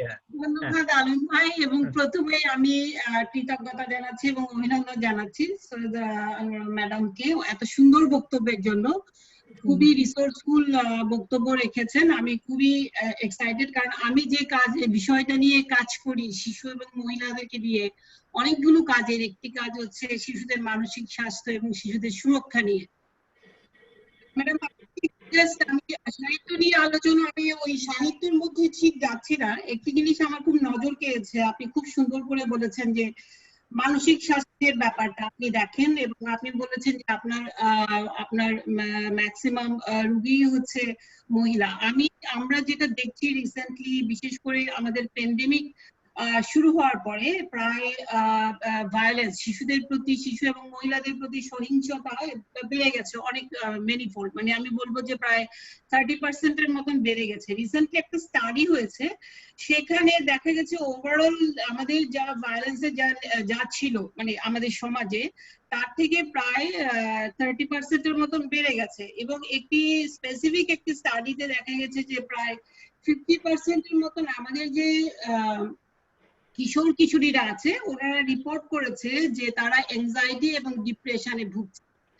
এখন ম্যাডাম, আপনার কাছে একটু জানার ছিল যে একটু জাস্ট আপনার কাছ থেকে যদি একটু শুনতাম, এই যে আমাদের একটা ক্রান্তিকাল যাচ্ছে এবং আমরা জানি না এই ক্রান্তিকালের শেষ কোথায়, এইটা নিয়ে তরুণীদের জন্য বা পিতামাতা বলেন, পিতামাতাদের জন্য, অথবা যারা সার্ভিস প্রোভাইড করছে তাদের জন্য আপনার কি উপদেশ থাকবে এটা থেকে উত্তরণের জন্য? আমরা জানি উত্তরণ একটা লেংদি প্রসেস, অনেকগুলো হলিস্টিক অ্যাপ্রোচের মাধ্যমে আমাদেরকে এইটাকে অ্যাড্রেস করতে হবে, কিন্তু তারপরেও আমি একটু শুনতে চাচ্ছি যদি আপনি একটু কাইন্ডলি বলতেন যে এই মুহূর্তে করণীয় কি হতে পারে সবার, এই সমাজের জন্য, প্রত্যেকটি পরিবারের। ধন্যবাদ। এটা একটি খুব ভালো প্রশ্ন। এটা শুধু আমার বাংলাদেশে নয়, এটা অল ওভার দ্য ওয়ার্ল্ড ঘটছে। এই তরুণদের ভিতরে অ্যাংজাইটি, তরুণদের ভিতরে ডিপ্রেশন। একটি মেয়ে সুইসাইড করতে চেয়েছে, গলায় গভীর দাগ পড়ে গেছে, তার কোনো অ্যাংজাইটি, তার ডিপ্রেশনে সে ঘরের মধ্যে আটকা থাকতে পারছে না। আরেকটি জিনিস যেটা হচ্ছে ফেস টু ফেস কন্ট্যাক্ট। এখন আমরা মনে করুন অধিকাংশ লোক ফ্ল্যাটে থাকে, হয়তো 2 কামরা বা 3 কামরা ফ্ল্যাট। সকালবেলা তারা হয়তো সকালবেলা কাজে চলে যেত, বিকেলবেলা এসে কাজকর্ম সেরে ভাত টাত খেয়ে টেলিভিশন দেখে যে যার বিছানায় চলে যাচ্ছেন, একটু গল্প টল্প হলো তাই। এখন যেটা হচ্ছে যে এই 4 দেয়ালের ভেতরে 2টো ছোট ছোট কামরা বা 3টে কামরার ভেতরে 8 জন 10 জন মানুষ বন্দী হয়ে পড়ে আছে, বা 5 জন 6 জন মানুষ বন্দী হয়ে পড়ে আছে, এবং পরস্পরের মুখ দেখছে, তাদের অতীত খনন করছে, তাদের যে কি ডিপ্রাইভেশন ছিল লাইফে সেগুলো নিয়ে তারা এখন নাড়াচাড়া করছে। তারা অনেক সময় পাচ্ছে অতীত চর্বিত চর্বণ করার জন্য, এবং তাদের ভেতরে কি হয়নি, যে লস, যে ক্ষতি, যে কষ্ট, স্বামী কবে তার কথা শোনেনি, স্ত্রী কবে স্বামীর কথা শোনেনি, বা রান্না বান্নাতে এত জিনিসপত্র নষ্ট হচ্ছে কেন, স্বামী রান্নাঘরে গিয়ে উপস্থিত হচ্ছেন, এগুলো কিন্তু সাংঘাতিক একটা অ্যাংজাইটি প্রভোকিং সিচুয়েশন। এবং রাগ গিয়ে পড়ছে স্কেপগোটের উপর। সেই স্কেপগোটকে তা হচ্ছে ছেলে মেয়েদেরকে মারধর করা হচ্ছে, তাদেরকে কষ্ট দেওয়া হচ্ছে, কারণ তাদের ভেন্টিলেশন কোথায়? ভেন্টিলেশন হচ্ছে ছেলে মেয়ের উপর মারধর করে। এবং ছেলেমেয়েরা যারা একটু বড়, তারা নিজেরাও খুব ডিপ্রেসড হয়ে থাকছে। মনে করুন প্রতিটা উঠতি বয়সে ছেলেমেয়েরই একটা বয়ফ্রেন্ড বা গার্লফ্রেন্ড থাকে আজকাল। সেই দিক থেকেও কিন্তু তারা অনেক ডিপ্রাইভ, যে তারা যে কথা বলতে পারছে না বা দেখা হচ্ছে না, বা তাদের, এটা তো আমাদের সমাজ তো অনেকখানি পাল্টে গেছে, আমরা স্বীকার করি বা না করি, এটা তো পাল্টে গেছে। এই যে ছেলেরা মেয়েরা নিজেদের ভিতরে দেখা হচ্ছে, এটা তাদের ভীষণ কষ্ট দিচ্ছে, মনে কষ্ট দিচ্ছে, এমন একটা কষ্ট যেটা মা বাবাকে বলতে পারছে না, কিন্তু এবং নিজেদের ভিতর শেয়ার করতে পারছে না। তাছাড়াও এই বাবা মা কাছাকাছি থাকার জন্য বাবা মা আমার জীবনের যে যে সমস্ত ক্ষয়ক্ষতি হয়েছে, ডিপ্রাইভেশন হয়েছে, এগুলো নিয়ে আলাপ আলোচনা হচ্ছে, খোটাখুটি হচ্ছে, একজন আরেকজনকে দোষারোপ করছেন, সেগুলো আবার বাচ্চা কাচ্চাদের ভেতরে গিয়ে পড়ছে। আমি অনেক ফ্যামিলি দেখেছি যে 4 জন মানুষ কেউ কারোর সঙ্গে কথা বলে না, অথচ ছোট্ট একটি ফ্ল্যাটের মধ্যে সবাই ঘুরে বেড়াচ্ছেন। তো এই সমস্ত কারণে আমি বলি যে মানুষকে যেটা করতে হবে এখন কাউন্সেলিং। কাউন্সেলিং কি? সেটা হচ্ছে যে তাদেরকে স্বপ্ন দেখানো, তাদেরকে বলা যে এই দিন তো দিন থাকবে না, এই দিন তো অবশ্যই পাল্টে যাবে, শীঘ্রই পাল্টে যাবে। মানুষকে হোপ দিয়ে রাখা, কারণ আমরা নিজেরাও জানি এটার কোনো কবে কিভাবে শুরু হবে জানি না, কিন্তু মানুষের পক্ষে সম্ভব যে হোপ ধরে রাখা, যে আমরা এখান থেকে ওভারকাম করবই। অনেক বড় বড় সংকট মানুষ পেরিয়ে এসছে জীবনে, বা তাদের সমাজে বা তাদের রাষ্ট্রে অনেক বড় সংকট পেরিয়ে এসছি আমরা। সুতরাং এই সংকটও আমরা পেরোবো, এরকম একটা আশা তাদের ভিতরে জাগরুক করার চেষ্টা করা, এইটাই করতে হবে, এটাই আমাদের কাজ। আর তো কিছু আমাদের করার নাই। আমরা তো তাকে কোনো আর কিছুতে সান্ত্বনা দিতে পারবো না, বাস্তবতাকে তো মানতে হবে আমাদের। মাধুরী, আর মাধুরী পাল্টা কিছু বলবেন? না, আর কিছু বলো না, অনেক আচ্ছা, ধন্যবাদ। আচ্ছা। আমি অনিল ব্যানার্জিকে দেখতে পাচ্ছি, উনি একটু পরে ঢুকেছেন, আপনি কিছু বলতে চান অনিল? হ্যালো। না, আমি পরে পরে আমি ফেসবুকে দেখছিলাম, আচ্ছা, শেষে ঢুকলাম ইয়েতে, জুমে। আপা মনে হয় আমাকে চেনেন না, আমি কিন্তু স্যারের সঙ্গে কাজ করেছি বেঙ্গলে। বেঙ্গল ফাউন্ডেশন যখন প্রথম দিকে হয় তখন কিন্তু আমি 2 বছর কাজ করেছি। কারণ বাজারে ছিলাম, পরে 27 নম্বরে ছিলাম। স্যারের সঙ্গে আমার একটা অত্যন্ত চমৎকার সম্পর্ক ছিল, এবং একটা সময় স্যারের সবকিছু সেই এরশাদের আন্দোলনের সময় স্যার আমি আর কলিম শরাফি চাচা, আমি চাচা ডাকতাম ওনাকে, আমরা 3 জন মোটামুটি একসঙ্গেই ছিলাম। আমাদের খুবই ইয়ে ছিল, স্যার আমাকে অসম স্নেহ করতেন। যাই হোক, আমি একটা জিনিস মিস করেছি আজকে আলোচনাতে, যেটা নিয়ে আমি খুব উদ্বিগ্ন, যে আমাদের সমাজের যে অবস্থা যাচ্ছে, আমাদের সামাজিক কাঠামো এবং ধর্মীয় উন্মাদনা বা ধর্মীয় চিন্তার মধ্যে যে আমাদের মনোজগতে যে পরিবর্তনগুলো হচ্ছে, এগুলাতে আমি খুব উদ্বিগ্ন। আমার মনে হচ্ছে এটা আমাদের জন্য একটা শঙ্কা হয়ে দাঁড়াচ্ছে ভবিষ্যতে। এটা নিয়ে যদি আপনি একটু কিছু বলতেন, কিছু আশার কথা শোনাতেন। আমার তো মনে হয় আমরা মাঝে মাঝে এই ধরনের ধর্মীয় সংকটে পড়েছি, আগেও পড়েছি, পাকিস্তান আমলেও তো পড়েছি। আমরা পড়িনি কখন? সেই সংকট থেকে আমরা আবার ধীরে ধীরে এগিয়ে এসেছি। আমরা আরো বৃহত্তর স্বপ্নের দিকে, আমরা দেশের জনগণকে নিয়ে, সবাইকে নিয়ে আমরা এগিয়ে যাবার চেষ্টা করেছি। এই সংকটটা আমাদের জীবনে নতুন নয়, মাঝে মাঝে আমাদের জীবনে এই ধরনের সংকট এসেছে, দেশে এই ধরনের সংকট এসেছে। আমি মনে করি আমাদের দেশ যারা নেতৃত্ব দিচ্ছেন তাদেরকে আরো বেশি বিস্তার ঘটাতে হবে দেশে, এবং ছেলে মেয়েদের জন্য অনেক বেশি আউটলেট থাকতে হবে। তাদের যে জ্ঞান বিজ্ঞান যে এক জায়গায় গিয়ে থেমে থাকছে, সেখান থেকে আর বেরোতে পারছে না, সেই চিন্তা ভাবনাগুলো করা দরকার। আমার মনে হয় পাড়ায় পাড়ায় লাইব্রেরি করা উচিত, পাড়ায় পাড়ায় এমন কিছু করা উচিত যেখানে ইয়াং ছেলেমেয়েরা গিয়ে পার্টিসিপেট করতে পারে, তারা আলাপ আলোচনা করতে পারে, তারা নিজেদের ভিতরে মত বিনিময় করতে পারে। আমরা কিন্তু এখন এই ধরনের কোনো কারিকুলাম আমাদের দেশে এখনো হয়নি। এই যে বিশ্ব সাহিত্য কেন্দ্রের মতো একটি ছোট বইয়ের জায়গা, ওখানে প্রতিদিন বিকেল বেলা কত তরুণ গিয়ে হাজির হয়, কিন্তু আমার পক্ষে, আমার ছেলে মেয়ের পক্ষে তো বিশ্ব সাহিত্য কেন্দ্র পর্যন্ত যাওয়া সম্ভব না, যেহেতু আমি অনেক দূরে থাকি।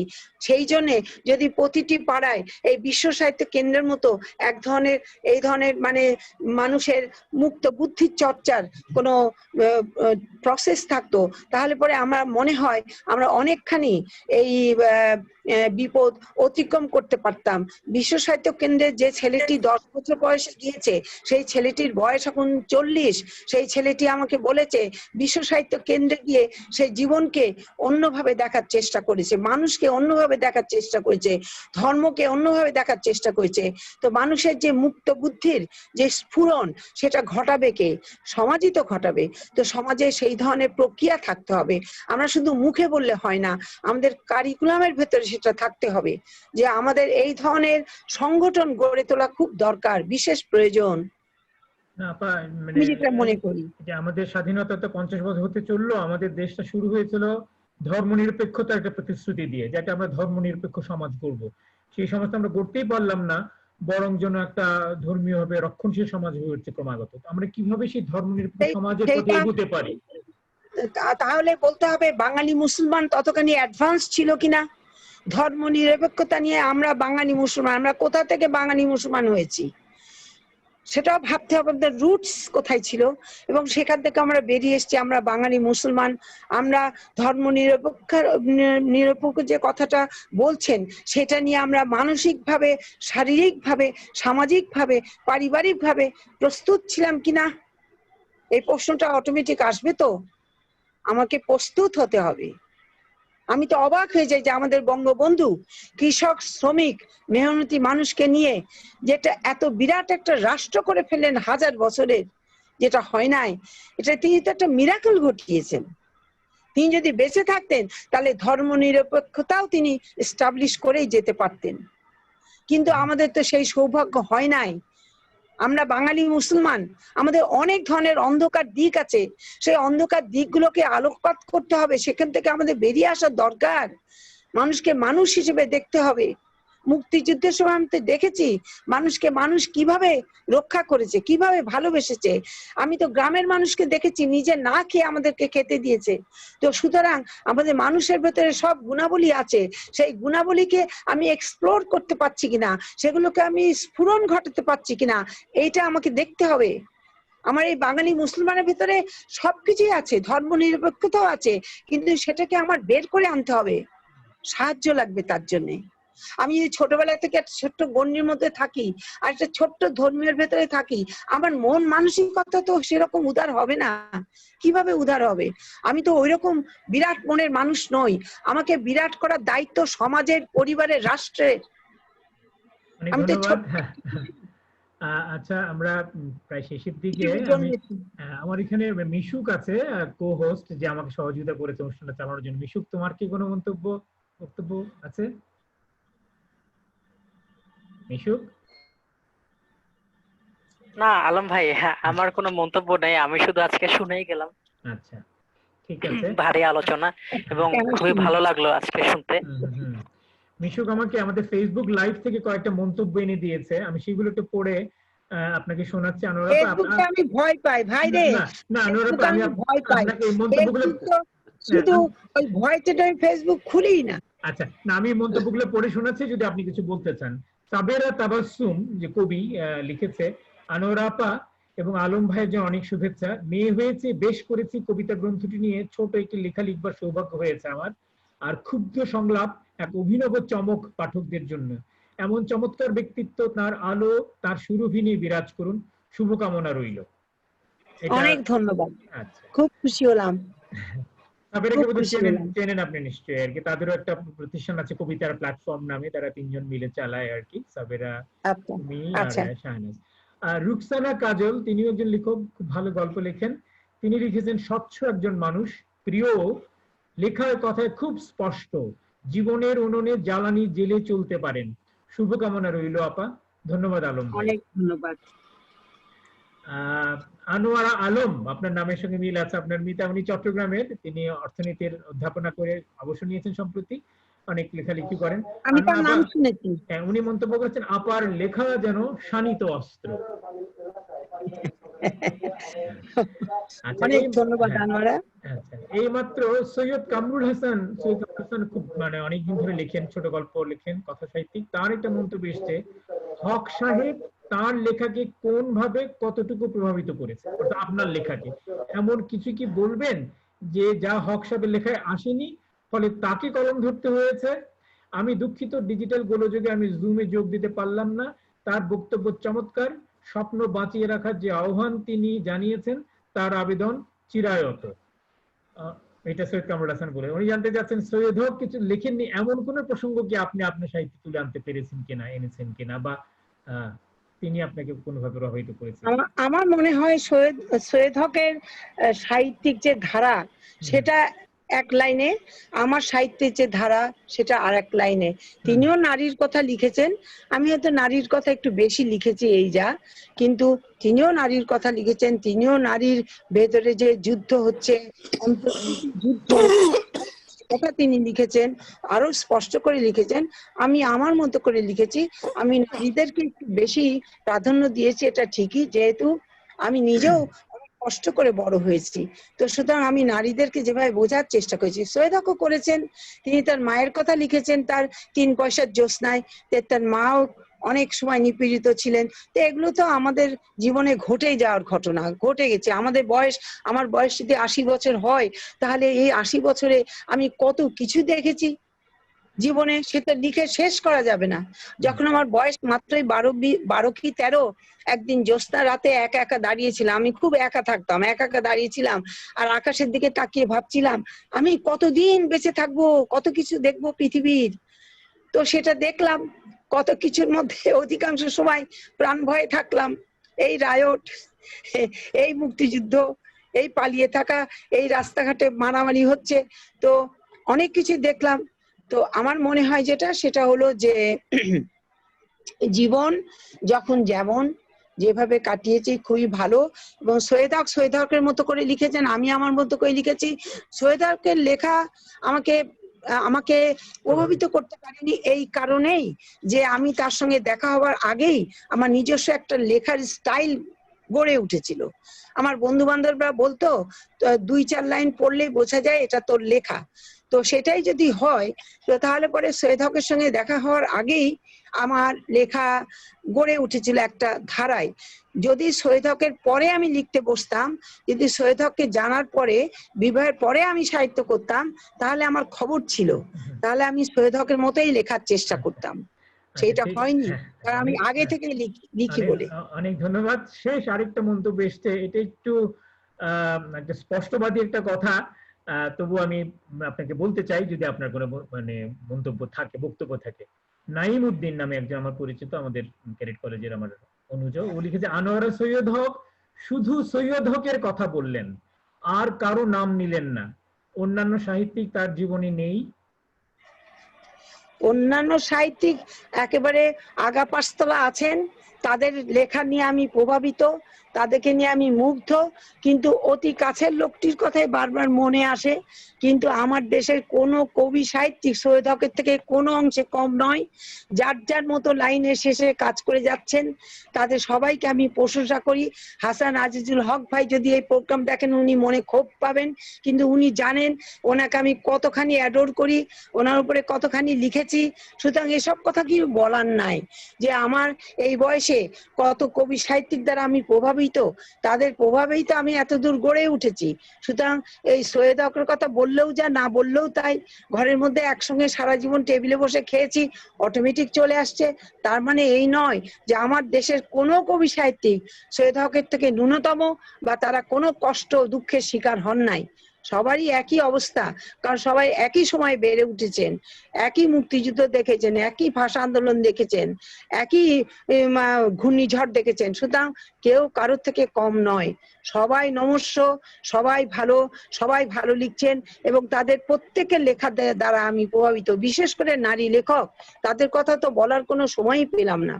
এই যে নারী লেখকের ভেতরে বেগম রোকেয়া থেকে শুরু হয়েছে, বেগম সুফিয়া কামাল, বেগম মাহমুদা খাতুন সিদ্দিকা, তারপরে কত নাম না জানা এবং জানা অচেনা মহিলা নারী লেখক, তারা তো এখনো অপাঙ্ক্তেয় হয়ে আছেন। তাদের কথাই বা আমরা কতটুকু বলেছি, তাদের কথা নিয়ে আমাদের আলাদাভাবে বলতে হবে। প্রতিটা লেখক যে ঘাম ঝরিয়ে যিনি লিখেছেন, তিনিই আমার নমস্য, তিনিই আমার প্রেরণাদাত্রী। তো সুতরাং এই কথা বললেও যা, না বললেও তাই। এ নিয়ে কোনো মনে ক্ষোভ রাখতে হয় না, কারণ এটা একটা কথার কথা। কারণ তাদের সমস্ত কিছু ভেতর দিয়েই আমি আজকে এই যে দাঁড়িয়ে আছি মাথা উঁচু করে, এটার পেছনে এই সমস্ত কবি সাহিত্যিকরা অনুপ্রেরণা হয়ে কাজ করেছেন। বরং সৈয়দ হকই আমার অনুপ্রেরণা হয়ে কাজ করেননি, এটাই ঠিক। কিন্তু 8-10টা শিল্পী সাহিত্যিক, বিশেষ করে বিদেশি শিল্প সাহিত্য আমি অনেক পড়েছি, আমার যতদূর সম্ভব সবার কাছ থেকে আমি প্রেরণা নিয়েছি, প্রেরণা পেয়েছি, এবং সেইভাবে নিজের মতো করে লেখার চেষ্টা করেছি। অনেক ধন্যবাদ। আমাদের আলোচনা পর্ব শেষ। আমাদের শেষ একটা জিনিস বাকি রয়েছে, সেটা হচ্ছে আপনার একটা স্বরচিত লেখা পাঠ। কথা ছিল আমরা একজন লেখকের তার নিজের লেখা পাঠের ভিতর দিয়ে অনুষ্ঠানের ইতি টানবো। তো আমরা এখন আনোয়ারা আপার একটা সাম্প্রতিককালের লেখা শুনবো। এবং লেখার পরেই আমাদের অনুষ্ঠান উপসংহার ঘোষণা করব। তা এর মধ্যে যদি কোনো মন্তব্য এসে যায়, কোনো বক্তব্য যদি কারো মনে জাগে, করতে পারেন, কোনো অসুবিধা নেই। আমরা এখন আনুরাগা লেখা আমি পড়ছি। আমি- আমি দুটো ছোট লেখা পড়বো। একটা লেখা হচ্ছে একটা মাদকাসক্ত তরুণের উপরে, একটি লেখা হচ্ছে একটি মাদকাসক্ত তরুণ, সে একেবারে শেষ পর্যায়ে এসে পড়েছে, যখন তার ধ্বংস অনিবার্য, তখন সে শেষবারের মতো চেষ্টা করছে যে তার পরিবেশ থেকে পালিয়ে গ্রামে চলে যেতে। বুঝাতে পারলাম? হ্যাঁ, একটি তরুণ যে মাদকাসক্ত, সে শেষ পর্যায়ে এসে পড়েছে, ধ্বংসের শেষ প্রান্তে এসে পৌঁছেছে, তখন সে চিন্তা করলো যে আমাকে এখান থেকে যদি বাঁচতে হয় আমাকে পালাতে হবে ঢাকা শহরের। ঠিক আছে, তখন সে পড়ুন। পালিয়ে চলে যাচ্ছে, যেহেতু গ্রাম থেকে একটি ছেলে, যে তার বাড়িতে তারা খুব বড় লোক, এই যে শহরের ছেলেটি, মাদকাসক্ত ছেলেটি খুব বড় লোকের ছেলে, তার এখানে আশ্রিত ছিল একটি গরিব ছেলে লেখাপড়ার জন্য।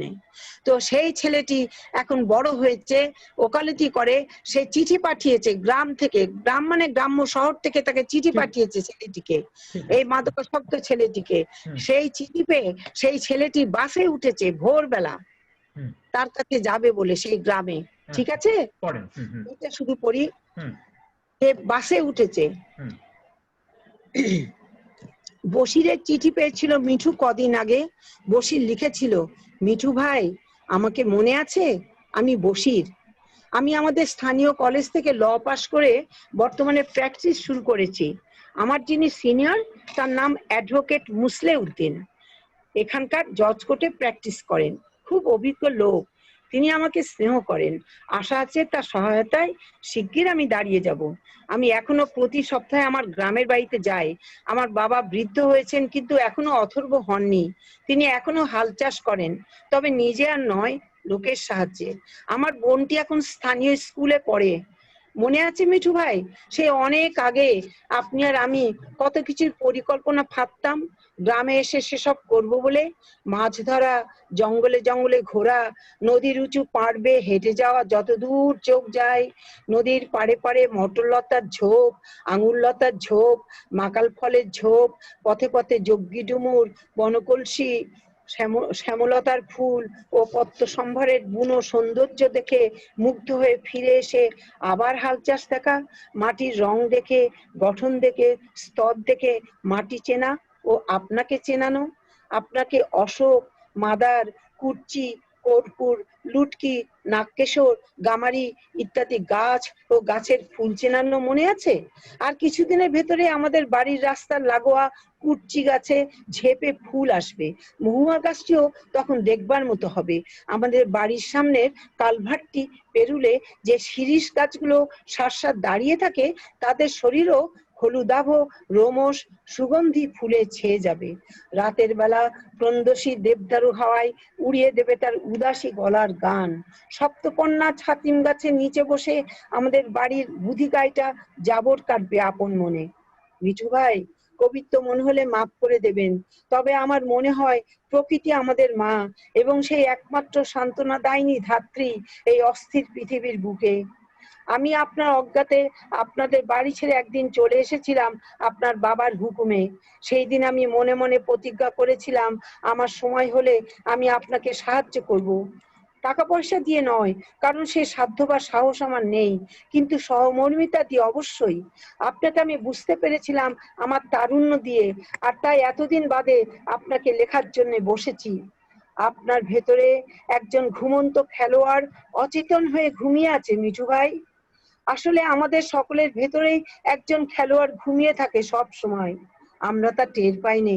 তাকে একবার জাগাতে পারলে তার ক্ষমতা অসীম। জীবনের দুঃখ থেকেই তো সে আহরণ করে তার ক্ষমতা, জীবনের বঞ্চনা থেকে তো সে আহরণ করে শক্তি। আপনাকেও মিঠু ভাই সেই শক্তিতে বলিয়ান হয়ে যুদ্ধ করতে হবে, প্রথমে নিজের বিরুদ্ধে, তারপর অপরের। হঠাৎ মিঠুর পাশ থেকে তরুণ একজন যাত্রী বলে উঠল, ভাইজান, আপনার গায়ে কি জ্বর? প্রশ্ন শুনে মিঠু মাথা নাড়লো। তরুণ ঝোলা থেকে ময়লা একটা প্লাস্টিকের বোতল বের করে বলল, পানি খাবেন? তৃষ্ণার্ত মিঠু হাত বাড়িয়ে দিল। বাহ, অনেক এটা হচ্ছে চমৎকার। গল্পের হুম, এন্ডিং। হুম, হুম, আরেকটি ছোট গল্প আপনাদেরকে শোনাই, সেটা হচ্ছে নিঃশব্দতার ভাঙচুর, যেটা বিনশ্বর সন্তাপ বলে আপনি আগে জানতেন, হুম, সেটাকে আমি পরে নিঃশব্দতার ভাঙচুর হিসেবে করেছি। সেটার মাত্র 10টি লাইন পড়ে শোনাই। নিশ্চয়ই। ওইটি একটু ছিল গ্রামের পটভূমিতে, এইটি একটু শহরের পটভূমিতে। একটি মেয়ের কাহিনী, যে মেয়েটি নিঃসঙ্গ, যে মেয়েটি অবিবাহিত, যে মেয়েটির বয়স হয়ে গেছে, যে মেয়েটির ছেলেবেলা খুব ভাঙচুরের ছেলেবেলা। সেই জন্য এই বইটির নাম হচ্ছে নিঃশব্দতার ভাঙচুর। একা একা সে আছে, কারণ ঈদের ছুটিতে সবাই বাড়ি চলে গেছে। সে পুরনো ঢাকার একটি ভাড়া বাড়িতে একাকী রয়েছে এবং একা একা সে স্মৃতিচারণ করছে এবং তার ভেতরে নানা রকম ভাবনার ওঠানামা চলছে। আক্ষেপ, বিশেষ করে আক্ষেপের ভেতরটা হা হা করে উঠলো তার, জ্বলে পুড়ে যেতে লাগলো শরীর, যেন এখনই শরীর থেকে বাষ্প নির্গত হয়ে ঝাপসা করে দেবে সবকিছু। আর সেই অস্পষ্টতার ভেতরে গুড়ি গুড়ি পায়ে এগিয়ে আসবে অচেনা এক অস্তিত্ব। না, এভাবে হার মানবে না সে। নিজেকে এমন ভাবে নিয়োগ করবে যেন শেষ পর্যন্ত নিজেকেই অতিক্রম করে যেতে পারে। দরকার হলে তার শরীর থেকে দাবানল ছড়িয়ে দেবে সে চারপাশে। ঘর পুড়ে যাবে, কড়িবর্গা, গাছ, পশু, খাদ্য গুদাম, রাস্তা সব পুড়ে যাবে। নষ্ট মানুষের লম্বা পা আর নগ্ন বাহু পুড়ে লোহার শিকের মতো ঝুলে থাকবে হাড়ের শরীরে। না, সে হার মানবে না। ভ্যান গগের সবুজ আর হলুদের ভেতরে খুঁজে নেবে সে বিদ্রোহ। মদিগ্লিয়ানির জিপসি নারীর ভেতর থেকে খুঁজে নেবে সে একাগ্রতার শক্তি। বাড়িওয়ালার অধ্যত্বকে সে করবে চ্যালেঞ্জ। না, সে হার মানবে না। গোপন অনুপ্রবেশকে সে মোকাবেলা করবে দৃঢ়তার সঙ্গে। অর্থাৎ সে ভয় পাচ্ছে সেই নির্জন বাড়িতে কোন একটা লোক এসে ঢুকেছে যে তার ক্ষতি করতে চায়, এবং সেই ভয়ে সে নিজেকে নানা রকম ঘটনার ভেতর দিয়ে চালিয়ে নিয়ে যাচ্ছে। অনেক ধন্যবাদ। আমরা করতালি দিচ্ছি। আমি একটা ইলেকট্রনিক করতালি পাঠিয়েছি, এবার আমরা একদম হাতেও একটা তালি দিচ্ছি আপনার জন্য। তো আমাদের অনুষ্ঠান একদম শেষ পর্যায়ে। উপস্থিত যারা আছে তারা কি আর কিছু বলতে চান? কোনো মন্তব্য আছে কারো? কেউ যদি কিছু বলতে না চান, হ্যাঁ, না, আমি তাহলে একটু বলি ভাই, তাহলে আপনি যে একটা সমাপনী আমি বক্তব্য এইটা দেন। মেকানিক্যাল কথা বলে তো অভ্যাস নাই, তো এখন বাধ্য হয়ে, এটা করোনারই একটা অবদান যে আমি এখন বাধ্য হয়ে আপনার পীড়নে এইভাবে কথা বলছি, নইলে এইভাবে কথা বলতে আমি অভ্যস্ত না। কোনো ত্রুটি হলে, ভুল হলে আপনারা ক্ষমা সুন্দর দৃষ্টিতে দেখবেন, এইটুকুই অনুরোধ। তো অনেক ধন্যবাদ আপা, আপনাকে পেয়ে আমাদের খুব ভালো লাগলো, এবং আপনার একটা সুদীর্ঘ, সক্রিয়, সৃজনশীল জীবন কামনা করি। আশা করি করোনা কেটে যাবে এবং করোনা উত্তরকালে আমাদের সামনাসামনি দেখা হবে। ভালো থাকবেন, সুস্থ থাকবেন। যারা আমার অনুষ্ঠান দেখলেন এখানে জুমের ঘরে বা ফেসবুক লাইভে, প্রত্যেককে আমি ধন্যবাদ এবং কৃতজ্ঞতা জানাচ্ছি, এবং এর মাধ্যমে আজকের অনুষ্ঠানে ইতি টানছি। আগামী বৃহস্পতিবার আমরা আবার আসবো এখানে অন্য কোনো একজন অতিথিকে নিয়ে আমাদের সাহিত্যাঙ্গনের। ততদিন ভালো থাকবেন, সুস্থ থাকবেন। সবাইকে শুভরাত্রি।